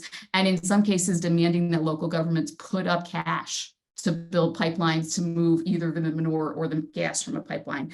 And then the list of federal money, I'll just do really quickly. There are folks on this call who can help with that if you want to look at it. There's multiple pots of money. Keith just referenced the Inflation Reduction Act. So we have conservation and energy programs in the farm bill that we do every 5 years. And the Inflation Reduction Act took those existing programs and just dumped extra money into them. Two that I'll name. One is the EQIP program, the Environmental Quality Incentives Program. It's a good program. Many small farms apply every year and get shut out because they run out of money. But digesters can also get grants from that program. And because now the USDA has said, yes, this counts as a climate smart initiative, we're worried that more of that money is going to go to digesters, and more small farms who want a smaller grant to do actual sustainable things will be shut out. So we don't need to end EQIP, we need to fix it and say digesters shouldn't be eligible. Another one you may hear about is REAP, which is the Rural Energy for America program. And again, it's an existing program. It does a lot of good stuff. It puts a lot of solar panels on farms. It buys higher efficiency equipment for grain drying. It does lots of useful things, but it also writes $1 million checks for one digester. That because of this Inflation Reduction Act infusion of money, and because digesters have been deemed climate smart. So there's other ways the government is promoting this, including just flat out promoting the technology through a program called AgStar. But I think, and we can do more questions. There's resources out there if people want to look to see if the project they're dealing with has gotten these grants. But it is, I think, a moment for us as folks who are working on this all around the country to take on the myths and the hype that this industry has used pretty successfully so far to say, on the ground, this is not a solution. You're making the problem worse, and stop dumping these huge amounts of money into this. You have that much money available. Think what we could do instead to transition CAFOs into something better, to do real renewable energy. So that's, I think, a useful thing we can do together, is think about how do we take on their mythology and frame what a real investment in real solutions would look like. So I'll stop there. Thanks so much, Patty. And yeah, I think Allie's comment in the chat captures this well. The opportunity cost, like what else could we be doing with these massive volumes of money? It's huge. We all can think of way better uses for this money when it comes to true conservation and renewable energy. So we have a little less than 15 minutes left for the Q&A portion here. So thank you to those who've been submitting comments via the Q&A function. You can also put your comments in the chat. Kim, we have a question for you. You mentioned when the folks came in to do the Emerald project that all their marketing said, this will make all your problems go away. And, this is, it's all good, nothing to worry about here. Tell us give us the update of where that community is now. What has happened with that digester? What has the community experienced? Well, the digester only lasted a couple of years. The dairy itself, I mean, everything was built from the ground up. This wasn't a century farm. Over time, phosphorus levels can build up in the soil and a century farm. Usually they solve that with crop rotation, a lot of the alfalfa and stuff. But that wasn't really done as much there. And so the big question is, how did the phosphorus levels get so high around the immediate facility where they're pushing 200 parts per million? And at 200 parts per million, the DNR says, no, you can't spread here anymore. You have to find other fields. And a lot of folks have also seen their nitrates rise in their groundwater. We had a lady who ran a daycare service, and she was very religious about testing her water every year. And so she has watched them rise over time since about 2006 or 7. And so they're still struggling there. They're still having a hard time finding clean water at times. One person said they talked to 3 well drillers, and they all said, well, I'll dig you a well. I can't promise you any good water here. And so there are still people who build houses, and the state will tell you, well, we think you should dig this deep. Well, that's pretty expensive, and a lot of people don't do that. And then come to find out their water doesn't last. They end up having some problems with it, especially at certain times of the year. So there's still a lot of struggles going on in that community. And now the DNR has just approved to double the size of that dairy in that community. And there's 90 families within a 2-mile radius of that community. And it's like we tried to make sense of this and try to reason and rationale with the DNR that this is not a good place to double the size of this dairy, but they didn't act upon any of our concerns. There was no new permit terms, no nothing. So that community is still struggling. Wow, 20 years later. Mm-hmm. And one of the things that you said that struck me is that it ended up shutting down after a few years anyway. And when you think about that in combination with what Patty shared is about how expensive these investments are, it really casts doubt on the return on investment that taxpayers, are getting with these things. And we found the same thing in the research that Friends of the Earth and SRAP did. We found that 22% of the digesters that were listed in EPA's database were no longer operational. So they have a 1 in 4 chance of shutting down because they're so expensive and complicated to operate, just adding to one more reason that they're not an appealing solution. Right. And it seems like there's plenty of money to build them, but there's no money to repair them when they do have problems. Yeah, that's such a good point, because a lot of those programs that Patty mentioned, will subsidize some of the capital costs associated with them at the beginning of the projects. But yeah, what if they need a repair? What about the ongoing maintenance? So thanks for raising that. Yeah. So you all have mentioned that, acknowledge sort of that these are digesters are having a moment right now among policymakers. I think there's an intuitive appeal that we can all acknowledge, that the idea of, oh, we can, take this capture this methane that would have gone into the atmosphere, redirect it toward biogas, and, solve a lot of our problems. As you all have been interacting with policymakers on this issue, what do you find to be the most compelling arguments, the most compelling points that are really resonating with them to start to cast some doubt on this trend?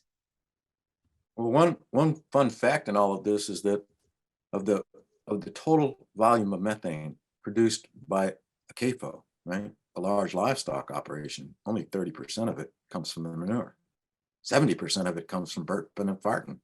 And the technology and science of how to deal with that is in its infancy. They're starting to talk about it. So as a methane pollution for climate, it's minuscule. It's nonsensical. We're spending a lot of money basically to secure taxpayer-based funding, billions, for industrial operations with scant economic returns to the actual farm. And if you look at Aaron Smith's stuff at UCD, University of California, Davis, he's done, I found, the best work on sort of the money piece of this, the financing piece of it. Yeah, a cow is worth X, $1,100, but the biodigester is so expensive. And what, the methane produced by an average cow is like $40 a year or something, I mean, I'm not quoting his stuff accurately, but it's those kinds of numbers. So, as I say, I think if we could get things regulated properly, we could make a big difference in how they're operating and the way that they're going to be operated. They're publicly funded. The public ought to demand and be able to achieve, a sustainable return.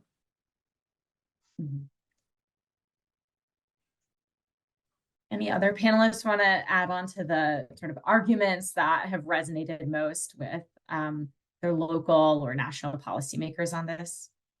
I'm happy to add in a little bit. Here in North Carolina, we unfortunately do not have a very, environmentally friendly legislature right now. And so the hooks, even the examples of such a significant environmental disaster like White Oak Farms are, it's hard to gain traction with that. But I do think that what Keith was saying about, the efficiency angle is really helpful. Something that I didn't highlight in the White Oak example was that initially it was, suggested that they may be able to power, I think it was like 2,000 homes. But in the years that they were operating their methane generator, they only ever got enough power for, I think it was like 200 to 400 homes. And so I think if we're looking at this from an energy efficiency and energy production standpoint, rather than an environmental standpoint here in North Carolina, that piece ends up being really helpful. And I think the other thing that comes up is sort of that I have gained some traction on in conversation is just the lack of enforcement capacity from our state regulators. I mean, this example that I shared had, there was a history of red flags leading up to this massive disaster that if we had regulators who were doing their jobs and had capacity to do their jobs, if we had a system in place, like a 3 strikes you're out system, they would have been out a long time ago. And we also have, no funding in place for if and when disasters do occur. And so I've, gained a little bit of traction around those conversations around funding safety nets, around energy efficiency, and the lack of regulatory capacity. Yeah, Great. Chloe, I'll just add I think all of those are important. And I think especially with folks in Congress, they are being flown to, I think somebody mentioned, and then they got flown to Europe to see this very like modern, fancy, small, food waste. And so I think it's actually a shock to a lot of offices to hear that somebody doesn't like these things because they really haven't heard much about them except the hype. So just any conversation to say, I am from a community, we don't want it, this is why, is worth having, because they actually aren't hearing that much except these fake conversations about it's all upside.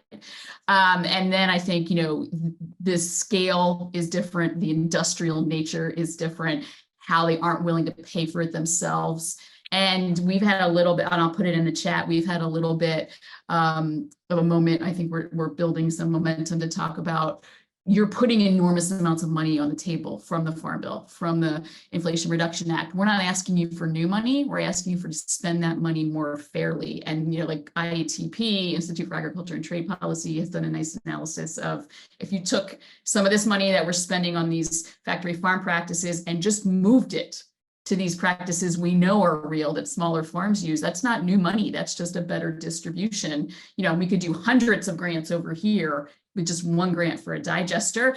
That appeals to a lot of offices because they can't come up with more money. They've spent a lot of money. So we're talking about let's redistribute this more fairly. And then especially if your project, you can tie to a big energy company, that they're using the farmers as a front, right? They're gonna save Yeah. this farming community, poor dairy farmers, we're gonna put money in their pocket. No, they're not. So these questions to ask, like the vibe of like just peeling back the layers in public and asking who actually gets the credit money, who's responsible for the cost, who's getting the money, and anything you can do to air that out takes some of the shine off this like very magical story they're selling. Mm. And there's also the co-digester issue, is that a lot of these digesters now are taking in food waste, slaughterhouse waste, maybe biosolids, municipal waste. Public health and safety can be a winning argument, especially if you have data to back up that your water's already in trouble, which we did in St. Croix County. And especially with the Village of Roberts, their nitrates being at 7 and 8, their city water nitrates were at 7 and 8. And so that has a good message to it, and bringing in those types of things into the digester, basically using manure as a substrate, as a free pass to be able to just spread it without further treatment, like Keith was talking about. That's a winning message too. Right. I was out, I attended a big biodigester conference at Iowa State University in Ames late last year, which was put on by EPA, USDA, Chevron, and Iowa State. Now, if you recognize Iowa State is a center of the science and technology and engineering that produced industrial agriculture, and Iowa State is to this technology what Los Alamos was to nuclear energy. And I really felt listening to all of the pompous, bullshit about its great potential to change agriculture and change waste and make people money and do so safely. It felt to me, I've been in this game a long, long time. It felt to me like I was sitting in a meeting in 1962 between the Atomic Energy Commission and the American utility industry about the advent of nuclear power. That's what it felt. That's how hyped the conversation is in the places that are making the policy.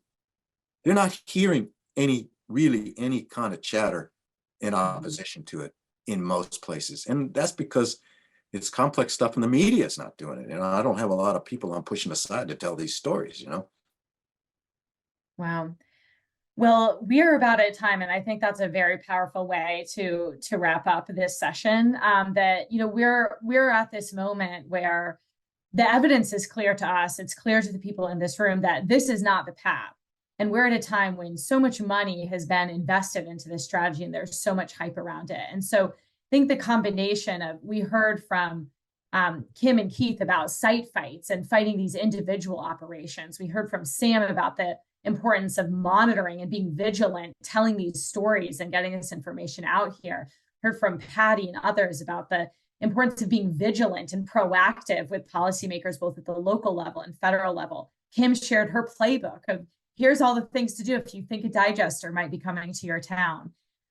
So hopefully this session will equip us with the tools that we need to be able to fight back against this dangerous trend, this marriage of fossil fuels and factory farming and the emergence of factory farm gas.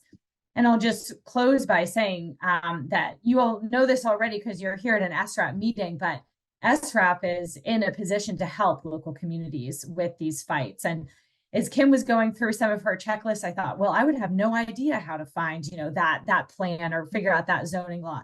Well, I'll tell you who does. Lynn Henning at SRAP can figure it out for you.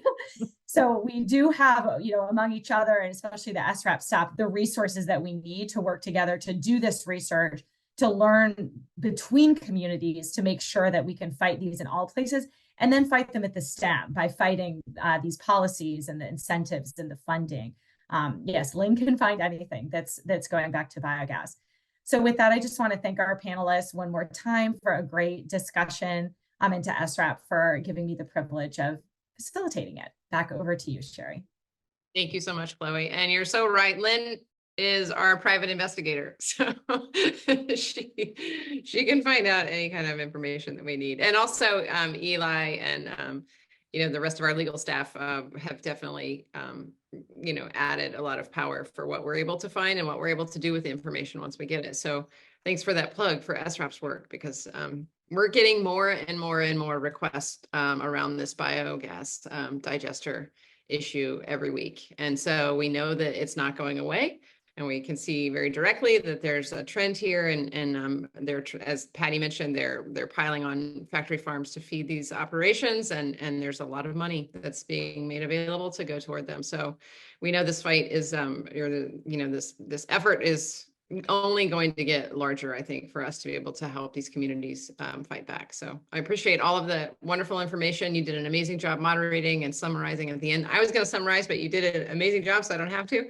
So thank you all for talking. We are actually going to go to break for 15 minutes. We'll give you all a little bit of a break. So I appreciate you all coming. We'll be back and we'll start promptly at 3 o'clock. I just wanted to also say, in case anyone was hoping for Spanish interpretation, we've been having trouble with that all day, trying to figure out how to get it going. And the settings for some reason weren't working the way we wanted them to. We are recording this and tomorrow, or after, I should say, after the event, we'll have a recording that we'll make available online. It will have Spanish interpretation attached to that, but we will not be able to do that today. We are going to be able to offer Spanish interpretation on the spot tomorrow, as well as on video on our website. So there's that. So take a break, relax for a minute, and if you could come back at the start of the hour, we will get going again with our second panel. Thank you all.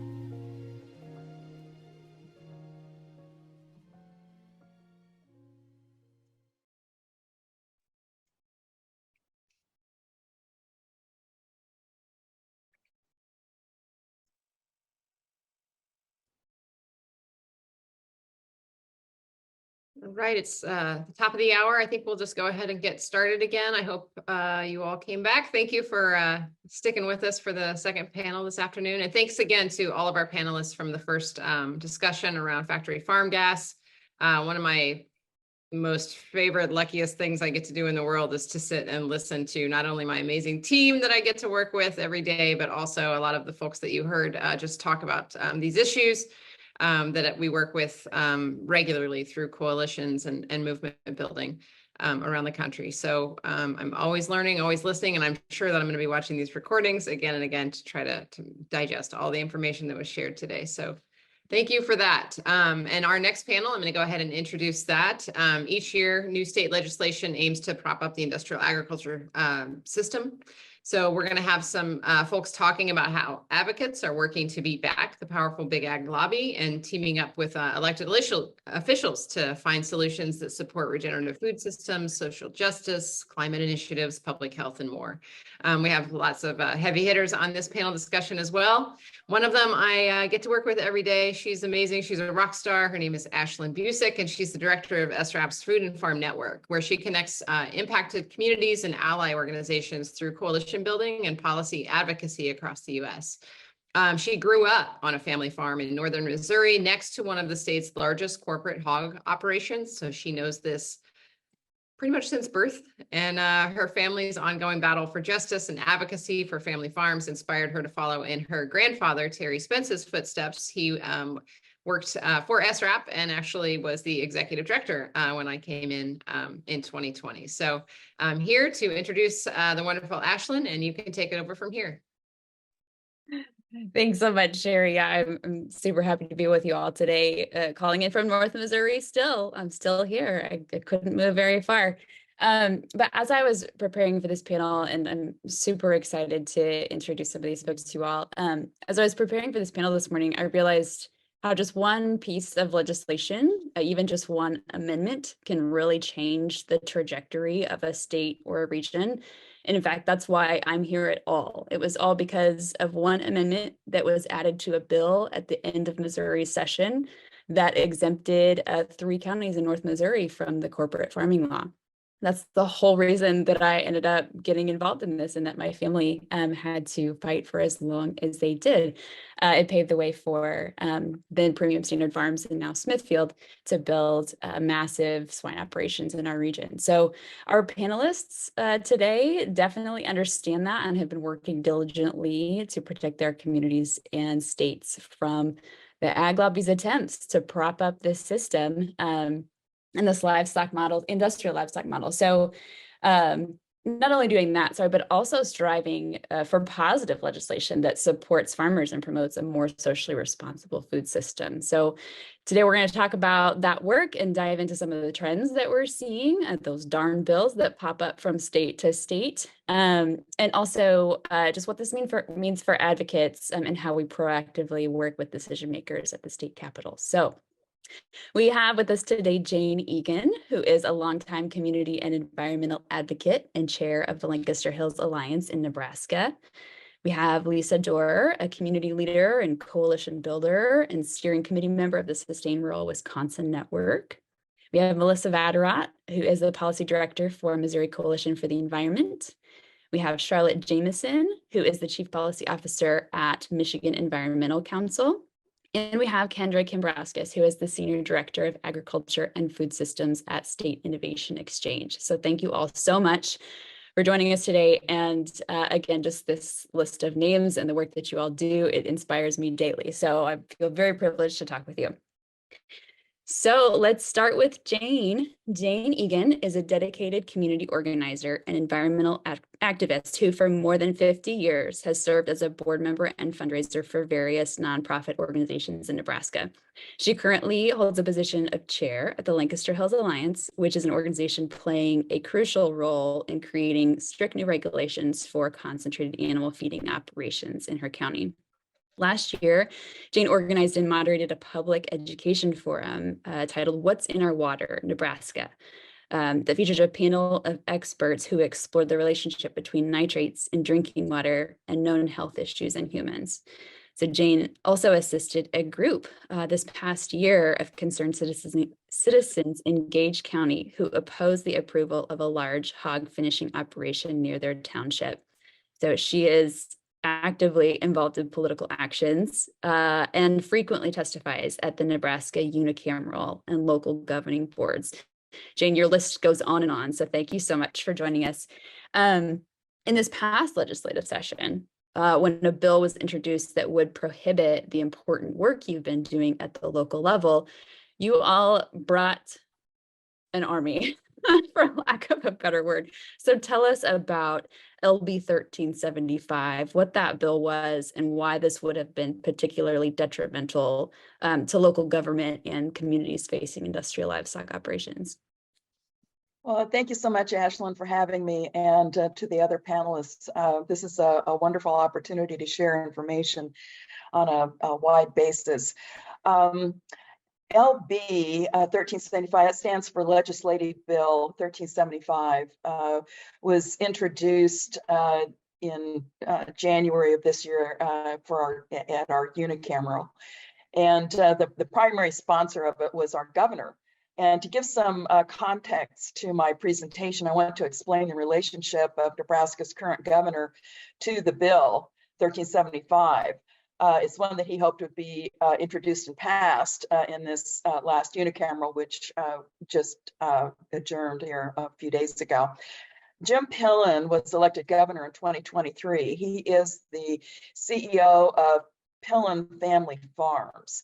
It's the largest hog confinement operation in Nebraska to date. He inherited his farm and from his parents, and he is an active veterinarian.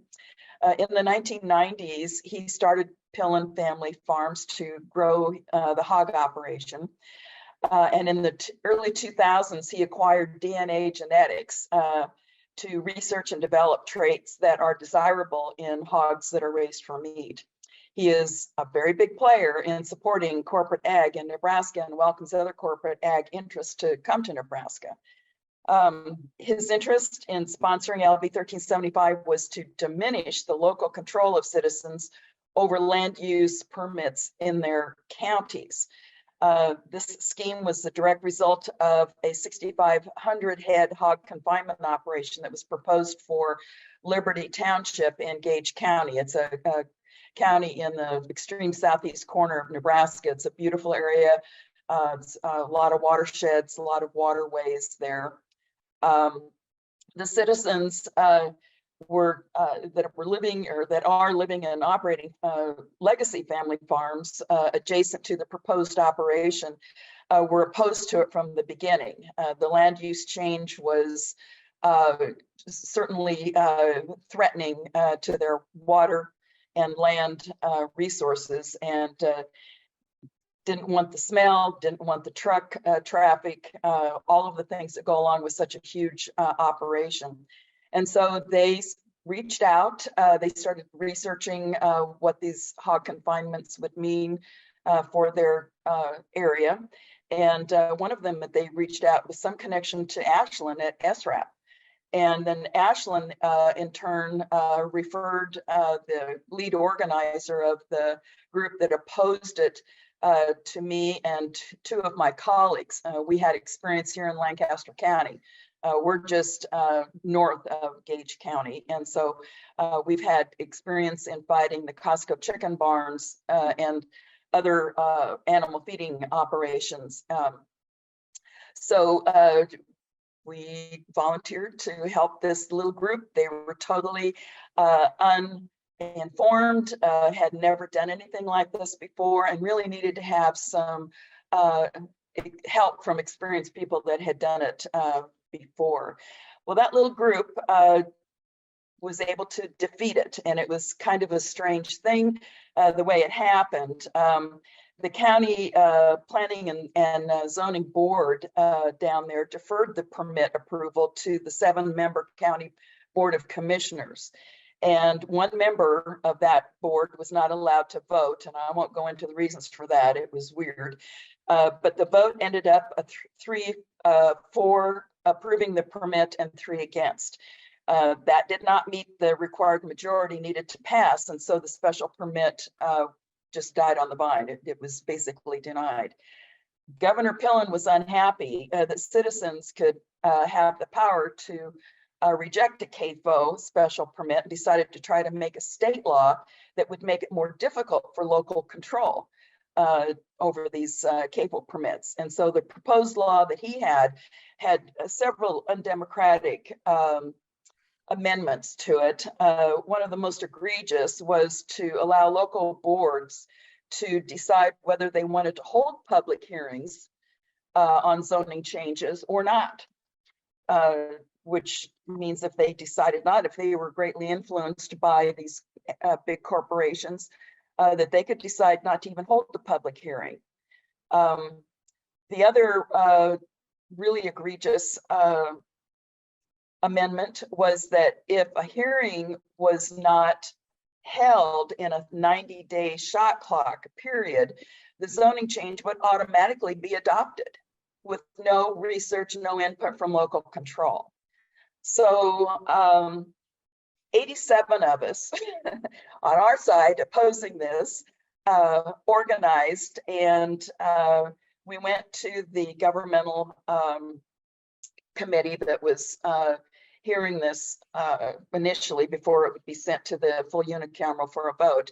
And we just overwhelmed them with opposition, and it died there in the committee and never made it out to the floor. We do anticipate that in the next unicameral next year, it'll come back, it'll have a different iteration. I don't think they're going to let this go, but we are definitely supportive of local control. People in counties and cities need to be able to have their voices heard. We need to keep our democracy strong at the local level. We cannot let the state dictate to local boards, planning and zoning and county commissions on these special land use permits. That is strictly needs to be left at the local control. So that one we won, but there's others to come down the pike, I'm sure, because CAFOs are coming into Nebraska. They have for several years. We fought the Costco chicken barns. They started coming here in 2016 in our county of Lancaster. Our group formed, but we didn't have good regulations in place, and so we lost our fight, and one was allowed to come in with a 4-barn operation. But as a result of that, we were able to convince the county commissioners to organize a task force that developed new regulations, because they practically did not exist at all on the books for Lancaster County. And those resulted in the strictest, as Ashlyn said, the strictest regulations in Nebraska against CAFOs coming in. And we have not had a new CAFO application since those regulations were passed. So that was a win. So anyway, I'm all for small d democracy and local control. Yes, thank you so much, Jane. And I'm glad that you mentioned the shot clock concept, because I recall actually seeing that in another bill this year in a different state, this idea, because that was one of the key things that prolonged that scenario in Gage County, was residents were asking enough questions. They were able to prolong this series long enough. But yeah, that idea that it should be dictated how long agencies have or local governments have to approve a permit. But on another note, this definitely isn't the first time you all have had to rally at the Capitol, because as you mentioned, you and allies in the state have been pushing back on Costco's Lincoln Premium Poultry Project in eastern Nebraska. And so I recall last year you also were successful in beating a backup bill. Would you mind just for a couple minutes to talk about the Right to Farm bill that was proposed last year? That was Legislative Bill 662. Costco representatives decided that they didn't want to be burdened with lawsuits, nuisance lawsuits from adjacent landowners to their chicken barn operations. Currently, the law says that citizens have 2 years to file a nuisance lawsuit against a bad actor. So Costco and their wholly owned subsidiary, Lincoln Premium Poultry, which operates the chicken processing plant in Fremont for Costco, decided that they wanted to reduce the 2-year time limit down to 1 year. And again, we saw that as taking democracy away from the hands of local citizens living near or adjacent to these operations. And in order to protect their interests, we opposed that. And again, that was one that was defeated. We do anticipate that one coming back as well. I'm sure they'll come back at us again. But right. It's like whack-a-mole, and but our various organizations are working together. We're watching it along with the help from SRAP, so that if anything pops up, we have land use attorneys, we have lobbyists that are watching all of these things, and they're members of our organizations, and they're keeping us all apprised so that when something pops up, we can organize very quickly and get great numbers to testify. Right. Yes. Well, thank you so much for that overview. Let's turn now to Lisa Dorr in Wisconsin. So Lisa and her husband produce hay for small livestock farms in far northwestern Wisconsin. Lisa chaired a partnership of 6 townships that developed local livestock ordinances, which legally finesse state right to farm laws. Now she's working with townships across Wisconsin interested in adopting similar ordinances. So still, considering this idea of local control and what communities have the ability to do at the local level to protect themselves. So we'll pop a website in the chat where you can learn more about those ordinances and the work they did. But specifically for this conversation, last winter, the Farm Bureau passed the bill, this past winter, so this past session, the Farm Bureau passed a bill designed to preempt these ordinances called the Protect Our Farms Act. So Lisa is here to talk about the efforts they organized to get Governor Evers to veto that legislation. So Lisa, I'll pass it to you. Great. Thanks a lot, Ashlyn, and thank you to SRAP for this, bringing us all together. It's really great to put some faces on the names. So yeah, the Farm Bureau and their industry proxies have claimed for years that our local livestock ordinance were illegal in Wisconsin. And we always knew that was a lie, but last winter, the mask came off and they started this stealth legislative campaign to preempt our supposedly already illegal ordinances. And it was kind of interesting because they used the Wisconsin bear hunters as cover. And the legislation that they put forth appeared to address concerns about local regulation of hunting dogs. And this tack made it possible for them to get a hearing in this pretty obscure Senate committee called the Sporting Heritage Committee. And so I just cued that for you guys. I don't know what goes on in other states, but we have these funny little committees. And so as the session came kind of barreling to a close, like it always does, they started changing their story and they started explicitly telling legislators that they really, really needed to preempt our local livestock ordinances. And it was interesting because the language of the bill was very limited, but they were kind of widening that legislative intent and laying the groundwork for some future amendments to preempt local control. So it was pretty obvious. So in response, we organized a veto strategy in about 2 weeks because this thing popped up like the old whack-a-mole deal. And it was somewhat of an extra challenge because it was this obscure bill that no one had really been paying any attention to. So we worked with the Sustain Rural Wisconsin Network, which is a network of very loose network of people that SRAP helped put together. Mary Doherty from SRAP has done great work with it. And we put together a 3-pronged strategy that I call the 3M strategy. And that is message, mobilization, and media. And, it's kind of catchy, 3M. Get your Post-it notes out. So as you guys know, when it comes to messaging on livestock factories, it's pretty hard to be short and positive.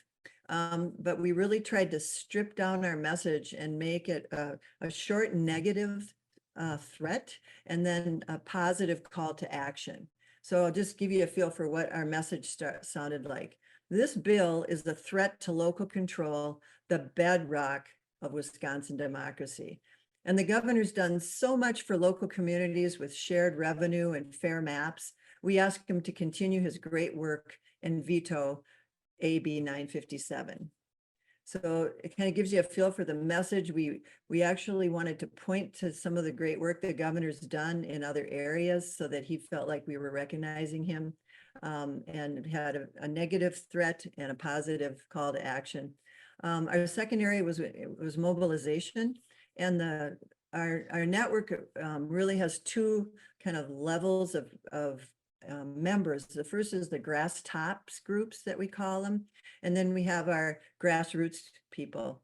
And the grass tops groups, we call them the kind of the traditional nonprofits, the ones who have like boards of directors and write grants, and SRAP would be one of them.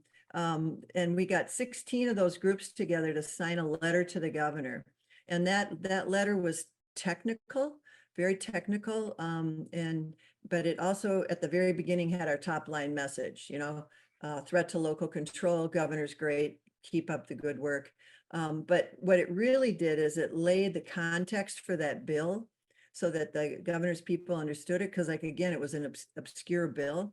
And then it laid out the arguments that the governor could use in a veto message. So it had that, had 16 recognized grass tops groups. Then we had our grassroots groups, and those are really just citizens who have been pushing back on the livestock industrial complex for years. We created a short call to action that went out by email and social media through those individual people. And that message directed people to a landing page so that they could go to a landing page that one of our groups put together. There was a sample letter to the gov there, and then a really easy access to the governor's portal. And the governor's staff wanted all that stuff to go through the portal so they could count it. Then our final area that we worked on was the media. And so we worked directly with the state level media on this deal because we really wanted to raise the profile of the bill in our capital city of Madison, because again, it was an obscure bill. And also because at the end of session, the governor literally gets like hundreds of bills that he needs to veto. I think he vetoed 167 or something. It's like a huge number. So we needed to, raise the profile, and we actually were able to get into some of the roundup articles that were written. Then we also were lucky enough to get a 30-minute meeting with the governor's senior staff policy person who's in charge of DNR and our Department of Ag. So on March 29th, just 17 days after this monstrosity got off the Senate floor, our work with the grass tops and the grassroots paid off, and Governor Tony Evers did veto the legislation. Yes, that's amazing. And the timeline, 17 days. It really Oh, was wow. 17 days. That's amazing. And I so appreciate like your mind and how you're thinking about this and sharing kind of the thought process with folks. And I know that you've also kind of been reflecting on this process and like thinking about if you have to do this again, what would be more helpful, or, kind of how do you track the number of folks who are activating on this. So do you have thoughts you'd like to share with folks about that? Yeah, it's kind of, we thought that the governors, because we were running everything through the portal, that we would get to hear how many folks actually sent a message. All we know for sure from the governor's office was a lot. But 3 of our groups were able to track how many people went from their websites to the portal. And we think that's around 700. But then there were still hundreds of people who just went directly to the portal without going through our websites. So one of the things that we dream of, I know they have this in some states where the groups all have their data in one database, and you can activate the database fast and relatively easily, and be able to tell what's going directly to the portal. So some sort of partnership where our data is more organized, I think would really be helpful. Still over, did you say 600 or 700? 700? Well, we know for sure that it was more than 700. That's Yeah. So it was, it was a good short ask. People could just boom, get it done. It was very clearly a stupid bill. And it was very clearly part of a larger strategy where they're trying to, our industry is suing the DNR right now, saying they don't have state authority to regulate CAFOs. And then this was their strategy to stop local authority. So it's pretty easy to articulate that they really want no authority. Yeah. Wow. Thank you so much for recapping that. And you're so right. Like in the heat of a session, we do have to be so responsive sometimes. So I'll be curious to hear from some other panelists too about their approaches to that. And threats to local control are not lost on us Missourians, right, Melissa? I'm going to queue up Melissa Vatterott next. So Melissa serves as the policy director at the Missouri Coalition for the Environment. Her journey with MCE started as a legal intern focusing on agricultural permit review and conducting research on the food system landscape. So this sparked her passion for environmental advocacy. Melissa holds a law degree and a bachelor's degree in environmental science and a minor in agriculture economics. Leading MCE's policy department, she collaborates with various governmental bodies at the federal, state, and local levels, emphasizing community engagement in tackling environmental concerns. And I am so fortunate to work with Melissa on a regular basis. And Missouri saw several bills this year of interest to advocates kind of in our movement, bills related to water quality. And MCE has been organizing successfully, I might add, to move some important legislation while at the same time combating industry attempts to weaken water quality protection. So Melissa, what would you like to tell us today about all the fantastic work that MCE has been doing this year? Oh, Ashlyn, that's so sweet. Lovely to be with all of you today. I I'm gonna work on talking slow for the transcriber, even though that's not how I typically roll. So I'm doing my best here. Yes, I would love to talk to you guys about some great efforts we have seen while working with fellow grass tops organizations, as Lisa was referencing, as well as those on the ground, to figure out, what can we do that better protects these communities. Industrial ag has a very, very large presence in the Missouri state capitol. So trying to advance any type of legislation that would mute their power is a non-starter. And so looking at ways to address water quality, which has been the primary threat that community members are concerned about with regard to industrial animal agriculture, that is what we've been focusing a lot of our time on. So we have some quick history. I'll just say that 8 years ago, the legislature decided to change the makeup of the commission that reviews water pollution permits. And that bill became law, and it removed the requirement that 4 of the 7 seats be occupied by everyday people. So now, in effect, we have industrial agriculture interests sitting in all of those seats. And we felt it was time to revisit this need to reinstate what we call the public majority on the Clean Water Commission to balance interests. I would say that is the primary thing that we've been messaging, which I attempted to say in response to a question that came through the Q&A, that when our legislative bodies are too focused on one interest or one perspective, then they can't represent us all. So we have to be making sure that those who are in power and the legislation that they put forward, or in this Clean Water Commission perspective, the power they have to approve or reject permits or to approve proposed rulemakings, that they are balancing and considering all of the interests of the residents that are going to live near these places that could harm us, as well as any economic interests that may be causing these things to try to move through our state anyway. So we have had success in focusing on the fact that we all need clean water, and this Clean Water Commission needs to have balanced representation. I am hopeful that it's going to move. We were able to find sponsors in both the Missouri State House and State Senate, and they both had hearings 2 weeks ago. So we will see what happens there. So that is really positive. Organization, no one came to oppose in person. How could you oppose bills that are about helping the public be in charge of protecting their water? You can't. And so I think that really helps. I guess what I'm trying to say is I'm giving you a specific example. I guess I'm jumping ahead, Ashlyn. I'm sorry. Just thinking about messaging that I think we all can benefit from those core values. What do we want? Clean water, clean air, a safe, healthy environment in which we live. So I'm hopeful that these bills will move forward, and that's very exciting. At the same time, we saw a bill filed in both the House and the Senate seeking to change the definition of waters of the state. This was a misinformation campaign based on the fact that the U.S. Supreme Court had a decision come down about a year ago, changing the definition of waters of the United States.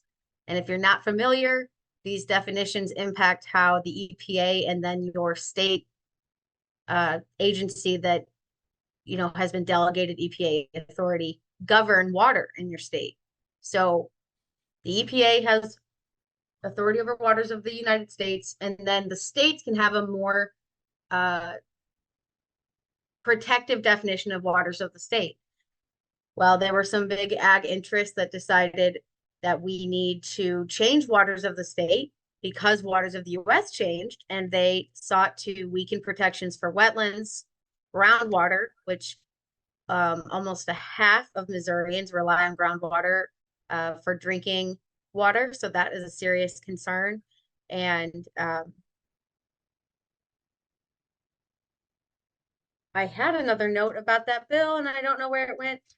But what was great is that multiple people came out. I mean, hydrogeologists came out, stream teams, you know, experts came. The Missouri Farmers Union came out. So we made sure that as many diverse folks who care about water could come to the hearings and debunk the misinformation that this change was necessary. And fortunately, we were able to get media attention around it, and the bill sponsor really didn't know how to defend his bill. So that's positive. I will stop there to make sure that I'm covering what was desired. Yes, absolutely. Thanks, Melissa. And we know that this is just a number of things that you all have been organizing around. I'm curious if you could speak a little bit to something that Lisa was kind of raising about, like, when we have to respond quickly, like how can we mobilize networks and encourage our allies to do the same? So I know in Missouri, you all have done some work to kind of like prepare for this exact scenario, because we've seen it year after year after year. So I guess what would you add to that idea about how we can like ramp up for mobilizing people during session?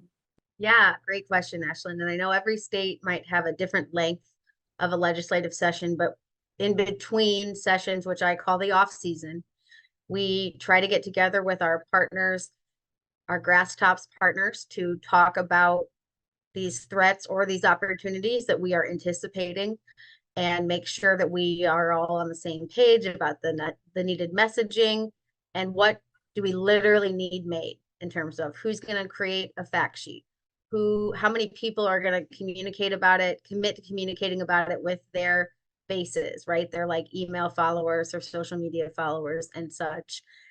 And so from there, MCE, so that we usually bring people together in the fall, and then the end of fall into early winter, I guess when I'm saying the end of a given calendar year, we begin creating fact sheets on issues that we anticipate. We don't necessarily know the bill numbers yet, but we like anticipate the issue. And once the bills get filed, we add the bill number on it, and then we have those on our website. We encourage our partners to use them just because we made them. And yes, it's on an MCE template.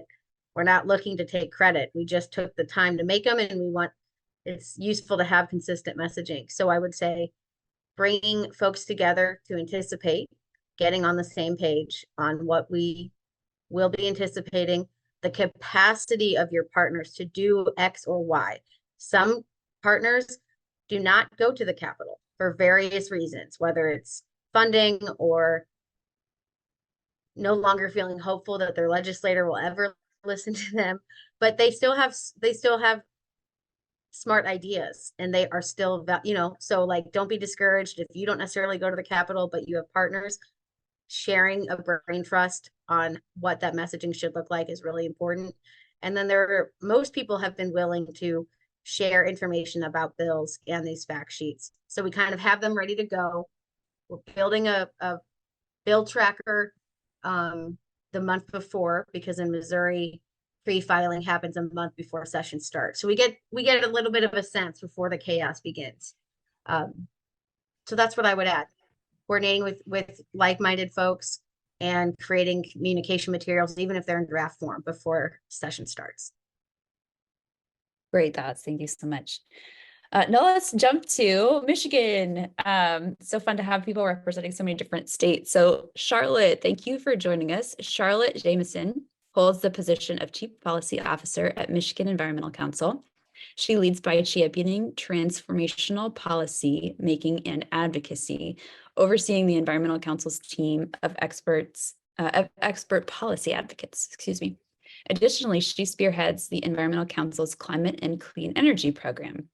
And through that, as I understand, has been encountering some legislation around quote unquote renewable fuels, which is a greenwash disguise, as we heard in the last panel, for biogas from livestock manure. So Charlotte, I would love to pass it to you to talk about some of MEC's work this year, and also just how this renewable fuel bill showed up and what you all did. Yeah, thank you so much for having me. I'm excited to talk to you guys about this. I think this really is kind of the new frontier of the fight against biogas and biofuels. We in Michigan, I think just sort of setting the stage before I get into the specifics of this policy, we have a Democratic governor. We have, for the first time in 40 years, democratically controlled House and Senate. And so there was a lot of expectation that the Democrats during this legislative session, which is last year and then the rest of this year, would tackle some really historic environmental issues, and a top one being climate. And so we were pushing heavily for bills that would reduce emissions significantly from our power sector. As everybody knows, transportation is also a huge contributor to climate change.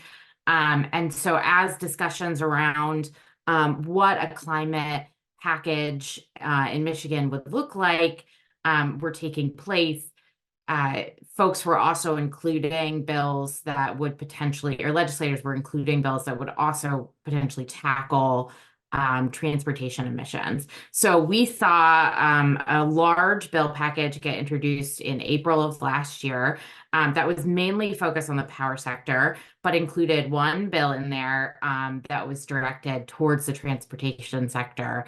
And so that bill is what I wanted to talk to everybody about today. But I do think it's important to understand that this is, again, being couched within the broader conversation around climate and energy and how we're reducing emissions. So that bill is a clean fuel standard. For those of you who are unfamiliar with that policy, it's been adopted in a few other states, namely California, Washington, and Oregon. Minnesota is also heavily debating this, but has yet to adopt it. We saw it rear up in, I think, New York as well, but Michigan is sort of the latest frontier too. A clean fuel standard essentially is a program that requires fossil fuel refined and sold in a state to meet increasingly stringent carbon intensity targets. So in practice, fossil fuel producers would have to buy a bunch of low carbon credits from other transportation sources that have a low carbon intensity score in order to comply with this. So it's essentially a market-based system that does trading, right? Credit trading. To do this, what they have to do is they have to assign each fuel, so liquid or electric, a carbon intensity score, which is more or less akin to a carbon footprint or something similar. And then they would incentivize the use of those lower carbon intensity scoring fuels through this credit trading scheme. Proponents of low carbon fuel standards or LCFSs have said that essentially these market-based solutions will result in significant and sustainable funding for electric vehicle charging. So what we're seeing is a big push from electric vehicle charging companies and groups that support the transition to electric vehicles, which my group is one of them. But we're seeing a number of other groups whose primary focus is on that, supporting an LCFS because they see it as an opportunity to generate a lot of money for the build out of charging infrastructure. This may sound like a good idea, but in practice, it's really deeply flawed. And in reality, the LCFS that's been implemented in California and other states really is just a system that extracts billions of dollars a year from people at the pump and subsidizes crop-based and cow manure-derived fuel. And the way it does this, the fundamental problem is this carbon intensity score, which are calculated using a method of greenhouse gas accounting that leaves important sources of emissions from the calculation. So carbon intensity scores for biofuel and biogas don't take into account changes in energy and agricultural markets that could that have carbon emissions and greenhouse gas emissions. So there's a whole suite of sort of land use changes and other things that result in emissions that are being left out of how we're calculating a carbon intensity score. So in other words, the carbon intensity of fuels are not necessarily equivalent to the full climate consequences of using those fuels. And because of that, and because of the low carbon fuel standards reliance on biogas and corn ethanol in particular, we've seen that it's actually resulted in an increase in emissions, which is the exact opposite of what proponents of these policies have claimed will happen. And in California, for example, the low carbon fuel standard has led to increased use in corn ethanol, which has a higher greenhouse gas emissions associated with it than gasoline, but received a lower carbon intensity score. And that's to do with the flawed modeling and the flawed calculation. Additionally, in California, the fascinating thing about the biogas piece is that a huge number of credits and the funding that is generated from the purchase of those credits is going towards methane gas. 80% of the funding from this low carbon fuel standard in California has gone to methane gas. And that's because the way California calculates the carbon intensity score for biogas, they allow essentially the dairy farms essentially get a negative carbon intensity score. So those credits from those dairy farm operations are worth even more than an electric vehicle, for example, or a credit from an electric vehicle use of an electric vehicle, which is just on its face an insane thing to claim. So, that's kind of the ways in which an LCFS is exacerbating climate change in the places that we've seen it implemented, and some of the reasons why we, from a climate perspective, are pushing back on an LCFS.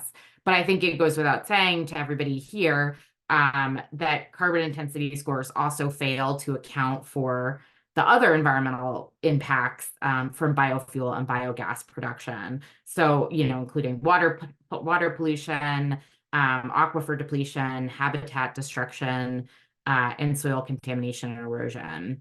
None of those things are really accurately accounted for within this carbon intensity score because they're looking at, again, carbon emissions. So that's another way in which the holistic view of environmental harm from an LCFS is not being taken into account. The other thing I would point out too, which I think is not as well understood, and it's not something that we had really known about until we started doing, Michigan Environmental Council had started doing work on pushing back on corn ethanol production, probably like a decade ago or so. But the combustion of ethanol in car engines also increases smog pollution. And therefore, higher blends of ethanol and gasoline exacerbate harmful air pollution. And this is particularly difficult for urban communities where we see a lot more traffic, a lot more production of smog. And also that's where we're already overburdened in terms of harmful air pollution. So the use of ethanol in cars also negatively impacts our air quality. And it's yet another aspect of this that's not taken into account in an LCFS.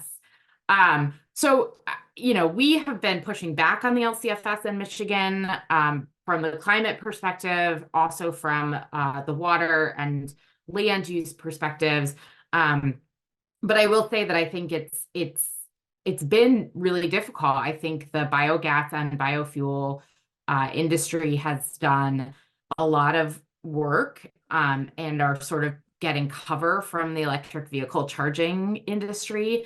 to sell this idea that biogas and biofuels are really climate solutions, and legislators are buying it. And so we've been having to do a huge heavy lift to educate them in terms of the actual negative impacts of this, and to try to correct that misconception. And in some instances, having to fight our friends who we otherwise work with very closely on what is really actually positive climate legislation. And they, in this instance, are on the opposite side. So it's been a pretty difficult fight here, and I don't think it's over yet. The bills haven't really moved anywhere, but there's a lot of support for them from Democrats in the legislature. So we'll see what happens in the coming months, and we'll continue to kind of pound the pavement to hope it doesn't happen. Yeah. Wow, Charlotte, thank you so much for that. There's so much good information in what you just shared. So thank you so much. I'm echoing some other folks who are saying they're going to need to rewatch these recordings just to digest all of the information we're getting. But I'm going to go ahead and move to our last panelist, Kendra, here for a bit. And then I think we'll have some follow-up questions for you, Charlotte. So Kendra Kimbraskis serves as the Senior Director of Agriculture and Food Systems at SIX, or State Innovation Exchange. Kendra oversees SIX's rural sustainable agriculture and food systems work. She works with the national staff at SIX and in-state and national partners to promote progressive agriculture policies and legislation in key states across the country. Kendra grew up on a Michigan dairy farm, and before coming to SIX, served as the Chief Executive Officer at SRAP. So I am forever indebted to her for taking a chance on a younger version of me. She has experience working alongside citizen groups, environmental advocates, and sustainable agriculture organizations to shape ecologically responsible farm and food policies at the state level. And her list also goes on because she's done some incredible work with Friends of Family Farmers at FOF in Oregon. But today she's here to help give us a bit of a broader perspective about the work that they're doing at SIX and how they're working alongside legislators and allies. So Kendra. Thank you, Ashlyn. It's so great to be back, and it is wonderful to see so many of my friends and mentors and folks who have inspired my work over the years. So thank you for being here. As Ashlyn mentioned, I've had a long history of working on CAFO issues. I also work as my husband and I were regenerative farmers in Scioto, Oregon. And we also just came through a huge fight to fight back 13 million chickens in my local community. And I know you're going to get to hear about that story tomorrow from my dear friend Starla, who's on this call. But I just really want to shout out the Nebraska folks. Jane, your community really supported our community in helping us with all sorts of resources that we needed that ultimately led to a successful campaign. And then I also saw Jean Hagerbaum's Hagerbaumer's name up on the list too, and Jean has just been really instrumental in being an incredible researcher for our community. So just wanted to start off by giving those shout outs because we couldn't have done it without you. So I'm going to talk a little bit about the State Innovation Exchange. We call ourselves SIX for short. So we are a national resource and policy center for legislators who want to work on progressive policy at the state level. And so for my role, I am helping state legislators who are progressive, who want to lean in and be champions on rural issues, agricultural issues, and all things food systems. And I want to give you a little bit of context for why it's really important to work with state legislators. Across the country, there are 7,558 state legislators, and those are all of the state legislators in all 50 states. And by comparison, there are 535 members of Congress. So these are the legislators who are working every day to pass policies that impact our lives, and particularly around the food and agriculture in the CAFO world. There's a lot of policy that happens at the state level, as you've already heard about today. And so if we were in a group in person, I'd ask you these questions and I'd ask you to raise your hand, but just to give some context and for you to think about some things, I want to just put these questions out to you. How many of you know who your state representative is and your state senator is. Okay. How many of you have ever met with your state rep or senator? How many of you have met with your state rep or senator outside of the Capitol building, outside of an issue area to build a relationship? So just sit with that. So I'm going to tell you a little bit about what I've learned since I've come to SIX. And as Ashlyn mentioned, I came right out of advocacy. So as an advocate, my role was to put pressure on legislators to make them do what I wanted them to do. And I quickly had my assumptions about what being a legislator was, like turned upside down. And so as an advocate, I assumed that legislators look like congressional members, right? Like they have all of this staff, they know all of the issues, they've been in the legislature for a really long time, they make a lot of money, they know what I'm working on, they know what I care about, and they are values aligned and want to do the right thing.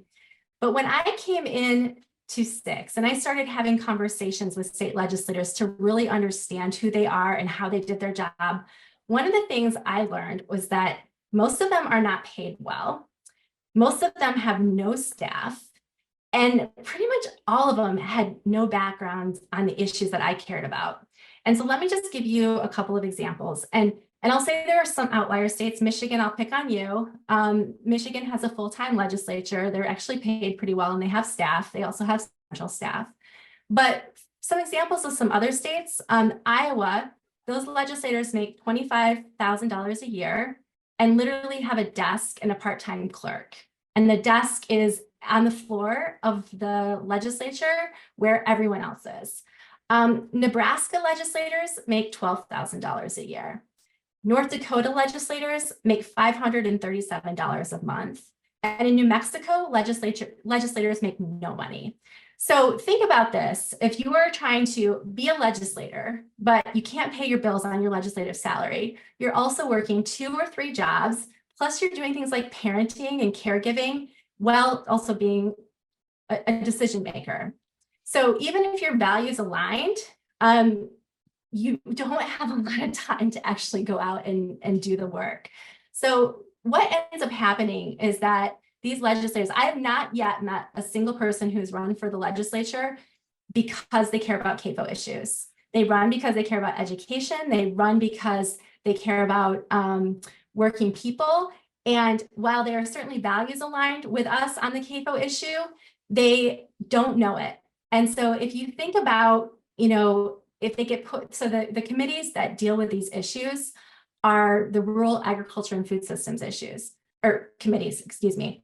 And if you think about it, if you don't know anything about these issues and you get put on that committee, you're like drinking from a fire hose.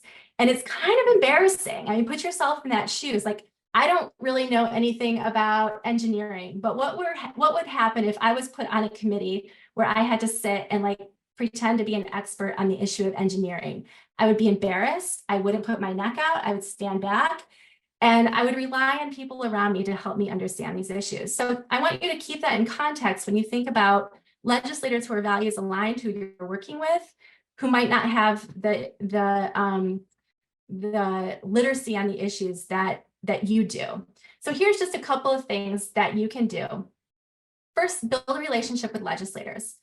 We often get into this role of being very transactional with legislators. We talk to them when we want something. So think about trying to build a relationship with your legislator outside of the legislature. You can invite them to your farm, invite them out for coffee, go to their coffee hours. Support issue literacy, explain the issue and break it down. Get out of being a jargon giraffe. We get so wonky and talk in acronyms, CAFOs, NPDES. Who knows what that is? So stop being a jargon giraffe. And then think about legislators as strategic partners for change, instead of thinking about them simply as a transactional relationship to get what you want. So what does that look like when you treat somebody differently as a partner, as opposed to somebody who you want something from? And I will stop there. Oh, but we want to hear more. That's so good. That's so good. So quick follow-up question to you, Kendra, and then we'll kind of zoom back out to the rest of the panel. Can you give us like some examples of what some of that collaboration with legislators has looked like for you all? Sure. So I'll just give a couple that are sort of active in progress as we speak. This past November, we took 44 legislators from over 30 states to Tomcat Ranch outside of San Francisco. And Tomcat Ranch is a regenerative working ranch that's doing some really cool work around regenerative agriculture and rural economic development. And we took them there to basically have a teach-in for 3 days to understand what all of this was that we were talking about. And that has been a really cool, I'll just say that that's been really cool for us because there's been a ripple effect. So for example, we've had several Michigan legislators who came and they didn't even know that each other was interested in working on these issues. And so they were able to like build a relationship around these issues at this event. And that has transcended into continued work in Michigan. So they are just trying to get organized now and figure out what does it look like for us to work as a caucus on ag issues. And they were afraid to step on each other's toes. So that's something they are doing now. In Nebraska, we are bringing legislators from Midwestern states out to the community that's been impacted by the Costco chicken operations to talk to neighbors about what does it mean when these chicken operations move into our community. But then we're also juxtaposing that against a community that's been, that has regenerative farms and talking about what is it that, regenerative agriculture brings to a community. So really trying to just like treat legislators as humans and keep them in a learning stance so that they're not defensive on these issues and build deep relationships as partners into the future. Awesome. That sounds like some great work happening. Okay, so let's open some questions back up to the full panel. We have about 15 minutes. I have a couple questions that I want to ask, but if you have questions, sorry, I'm speaking too quickly. If you have questions, please put them in the Q&A or the chat, and we will try to grab those. So we can think about like the different trends that came up in this conversation here, but also some that maybe we didn't mention. Bills like ag-gag laws, we see those cropping up year after year in various states. We talked about the tax on local control to limit or remove those protections we have at the local level, right to farm laws that would limit recourse for impacted neighbors. It seems that the most common trend across all of that is whenever communities or advocates seem to have a success in their given state to push back on this industrial livestock model, we can pretty much anticipate a bill immediately on the tail of that in the next legislative session to curb that success. So I'd love to hear some thoughts from you all about how we continue to organize when we know that that is likely the response from the industry. Would anyone like to speak to that? I could jump in, and sorry, I just had the floor, but this is something I've been thinking about a lot. And I'll start maybe by saying that at SIX, our theory of change is that policy isn't the end all be all, it's permanence. So, you can pass a bill just like Ashlyn mentioned and have a success, and then you could have an administration change and that could go away just as quicker than it came to be. And we're seeing that in Oregon. We had a very successful Senate Bill 85. As a result, we have our local county was able to claw back some right to farm laws and put in setbacks for new livestock operations. And I'll tell you, I'm terrified that it's going to be upended with new elected officials. And so that's one of the ways that we are trying to kind of get around that is, again, not thinking transactionally, but thinking in deep relationship. So if your legislators, your decision makers are strategic partners in the work, it's a lot harder for them to reverse something later on, because they see you as a stakeholder, they see you as a constituent, there's hopefully deep trust.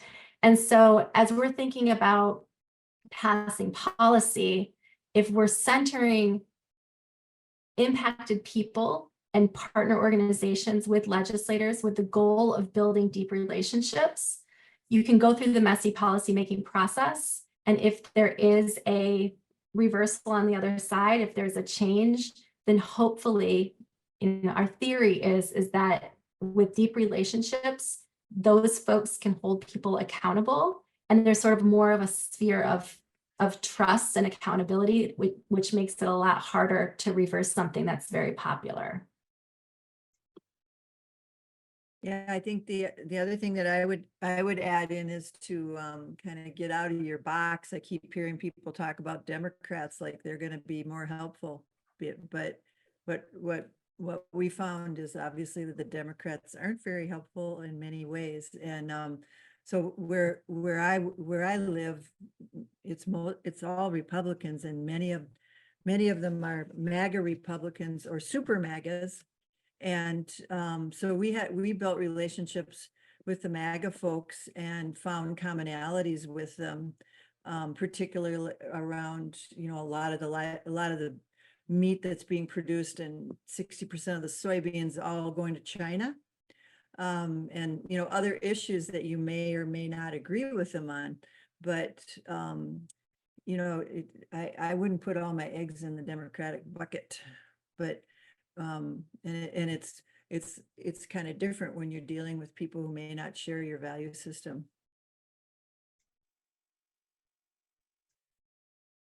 Thanks for that, Lisa. And I'm curious too, because these things, they will come up for a couple of years and they may disappear, they'll come back again, and you may be working with a whole new set of decision makers. I'm curious if folks, how are staffers and legislators receiving the messages that you're bringing them? Are you seeing any improvement in how they respond to the word climate, which, climate change used to be kind of a bad phrase that you would avoid. But I'm curious if folks have thoughts on that, on any shifts for better or for worse even.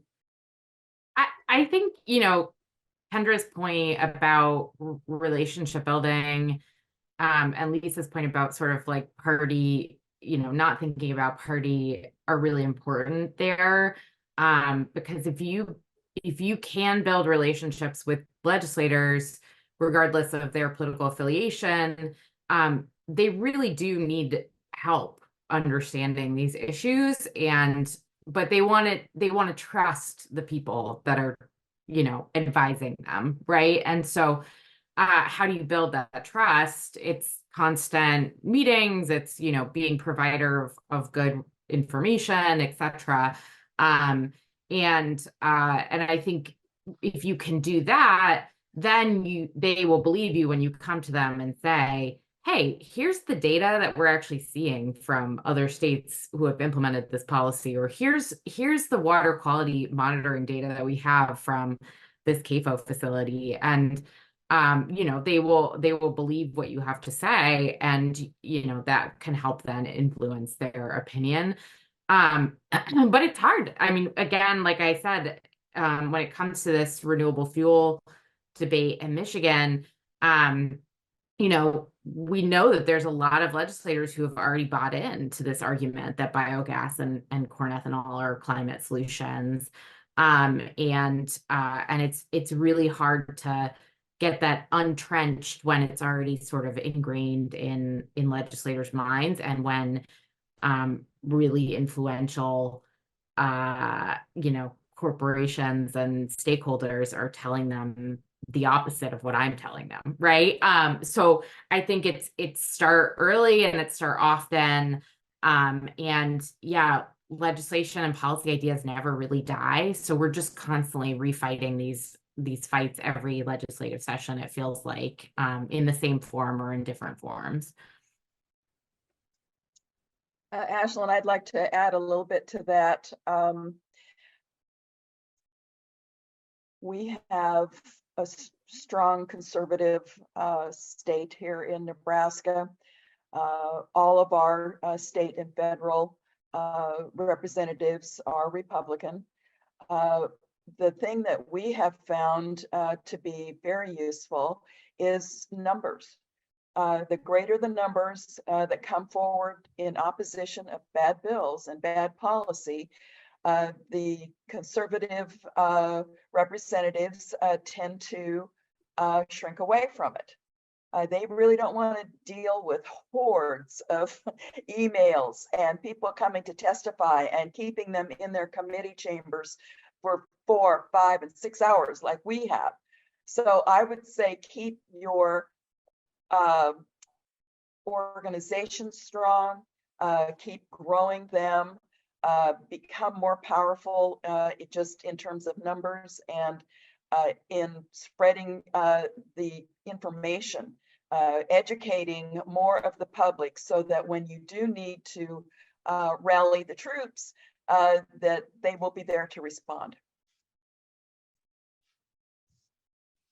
Thank you all. Those are great thoughts. And Charlotte, you hit on it a little bit, but we did have a question come through the chat about how do those relationships hold up when that influential corporation is funding their next campaign. So I don't know if anybody wants to address that idea. I mean, I think the relationship holds up, but the legislator might still, you know, do the opposite thing. And then I think it does help then to have, you know, the Environmental Council is a C3 organization. We don't do electoral work, but there are other groups like the Michigan Sierra Club and Michigan League of Conservation Voters that do.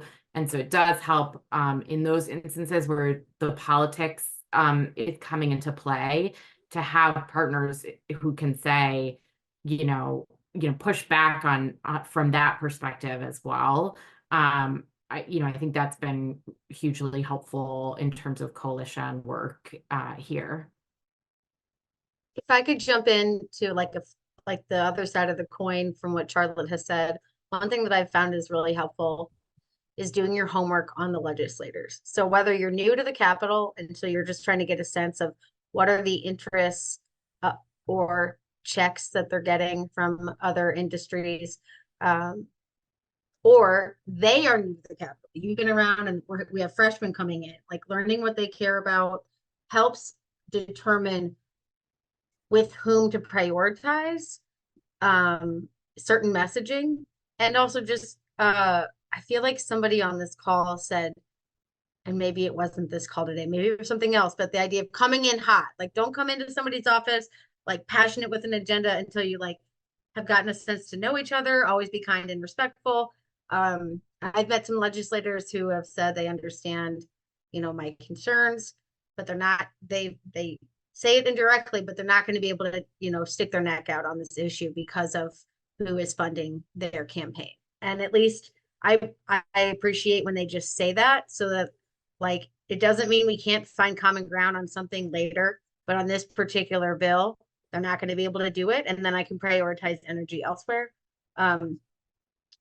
I imagine that every state has something like what Missouri has, a Missouri Ethics Commission. You can look up the donations that every legislator has received on a quarterly basis. And that has been helpful to even understand certain behaviors. Let's say you're observing a legislator from afar or like listening to them on the floor. And you're like, where'd they get those messages? If you go and see who's written them checks, it gives you better understanding and can help with your strategy and how you approach. Yeah, and one thing that I've noticed, we have a very Republican legislature, but a Democratic governor. And when we were talking with the senior policy staff, we obviously some of our grassroots people are very irritated with the DNR because they keep giving out these permits.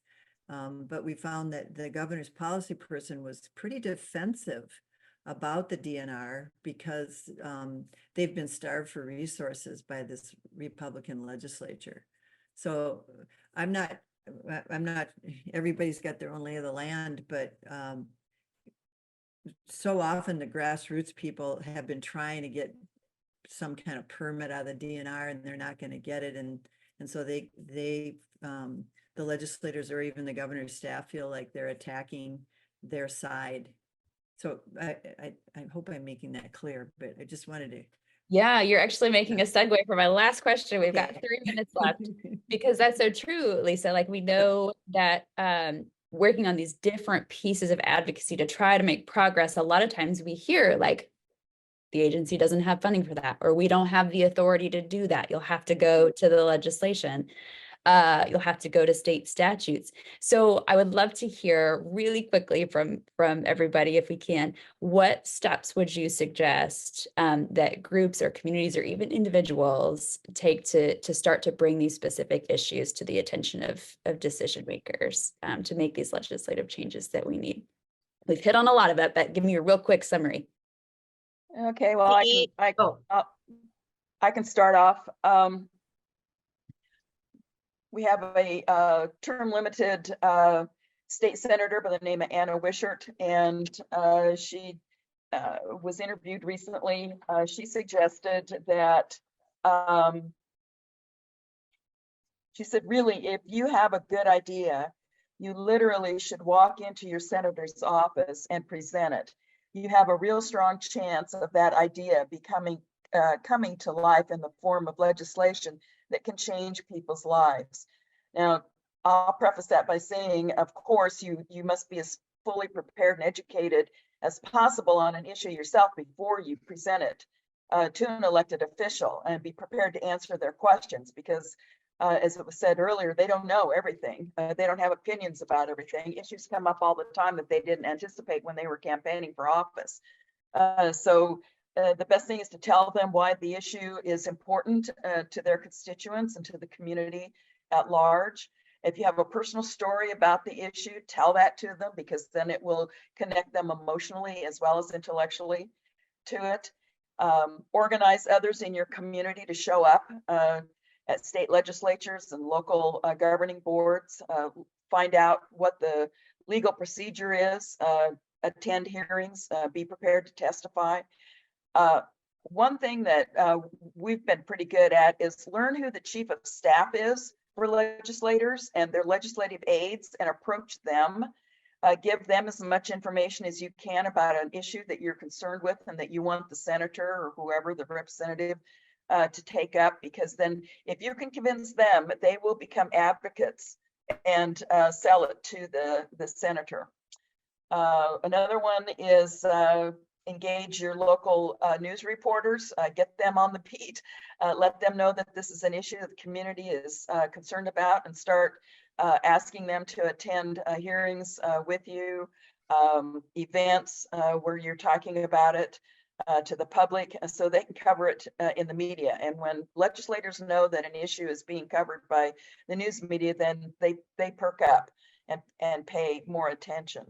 I've got other things. I know it's short on time, so I'll let others speak, but I'll just jump in and echo all the things that are important. Everything that Jane said is correct. And MCE has been doing virtual webinars with freshman legislators. So emailing them and saying, hey, we'd love to tell you about these certain topics right at the beginning of session. And I'll jump in and just say, treat them like a human, invite them out to your farm, show them what's going on, let them experience the smell, sight, sounds of the CAFO, and let them sit with that. And that'll go a long way as well. Thank you so much, everybody. I wish I could give you all an hour because you have so much to share, and so much great work being done, but we'll wrap it there and I'll pass it back to Sherry. Thank you all. Thanks, everybody. That was amazing. I want to say, just as a recap, I heard all kinds of things that were so important. The power of people, the power of knowing where the money's coming from, the power of good organizing, of good manners even, which I thought was super important and relevant to the conversation. But that building relationships, and I love what Kendra just said about treating them like a human.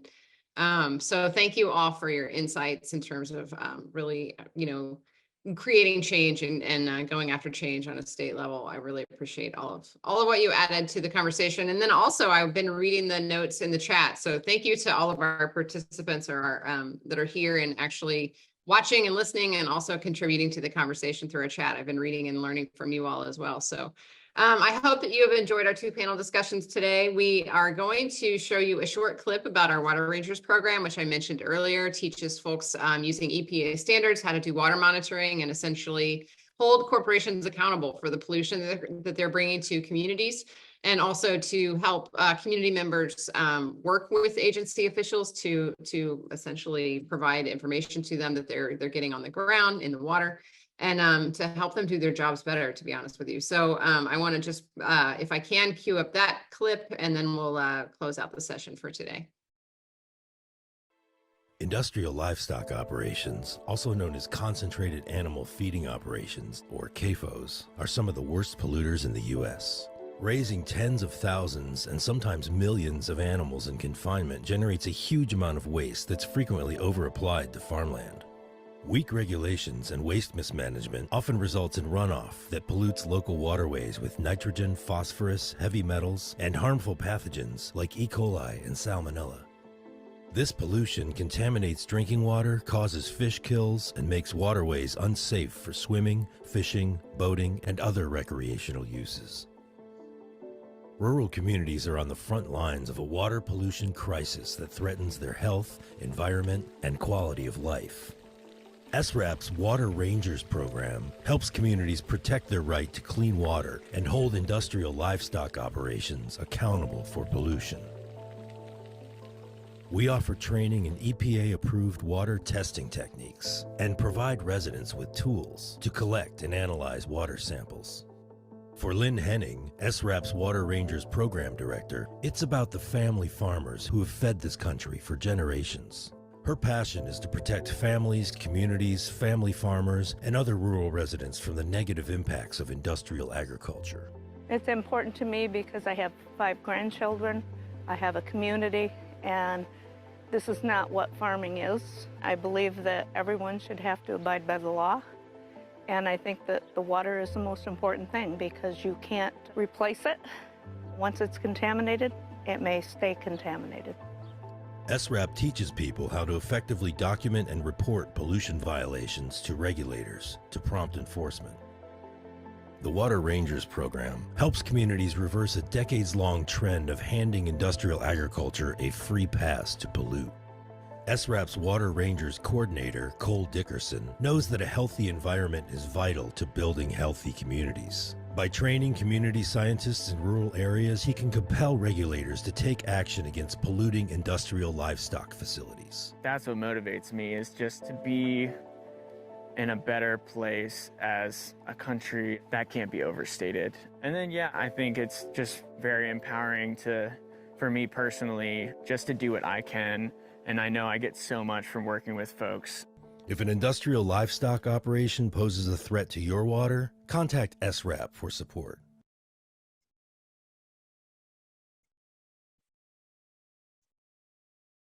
Excellent. Thank you, everybody. Thank you so much for joining us today. I want to plug our newsletter that we will send out regularly. So if you want to go ahead and sign up for that, just stay in touch with us after this event is over tomorrow. I would love for that.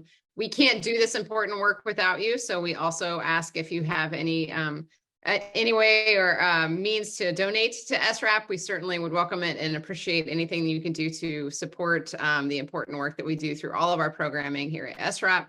And then also, I want to make sure I reiterate, we invite you to come and join us for coffee tomorrow morning. I think it's from 10 a.m. Pacific time, 1 p.m. Eastern time. It's never too late for coffee on the East Coast. But I want to, invite you to come talk to us. We'll be having sort of a virtual mid-summit coffee break to meet with you all and discuss the work that we do at SRAP and all the work that you hope will happen in your communities. So please join us tomorrow just for an informal discussion before we get started with our panels. And I think that's about it. Join us at sraproject.org to find out more information about the organization, and we will see you tomorrow.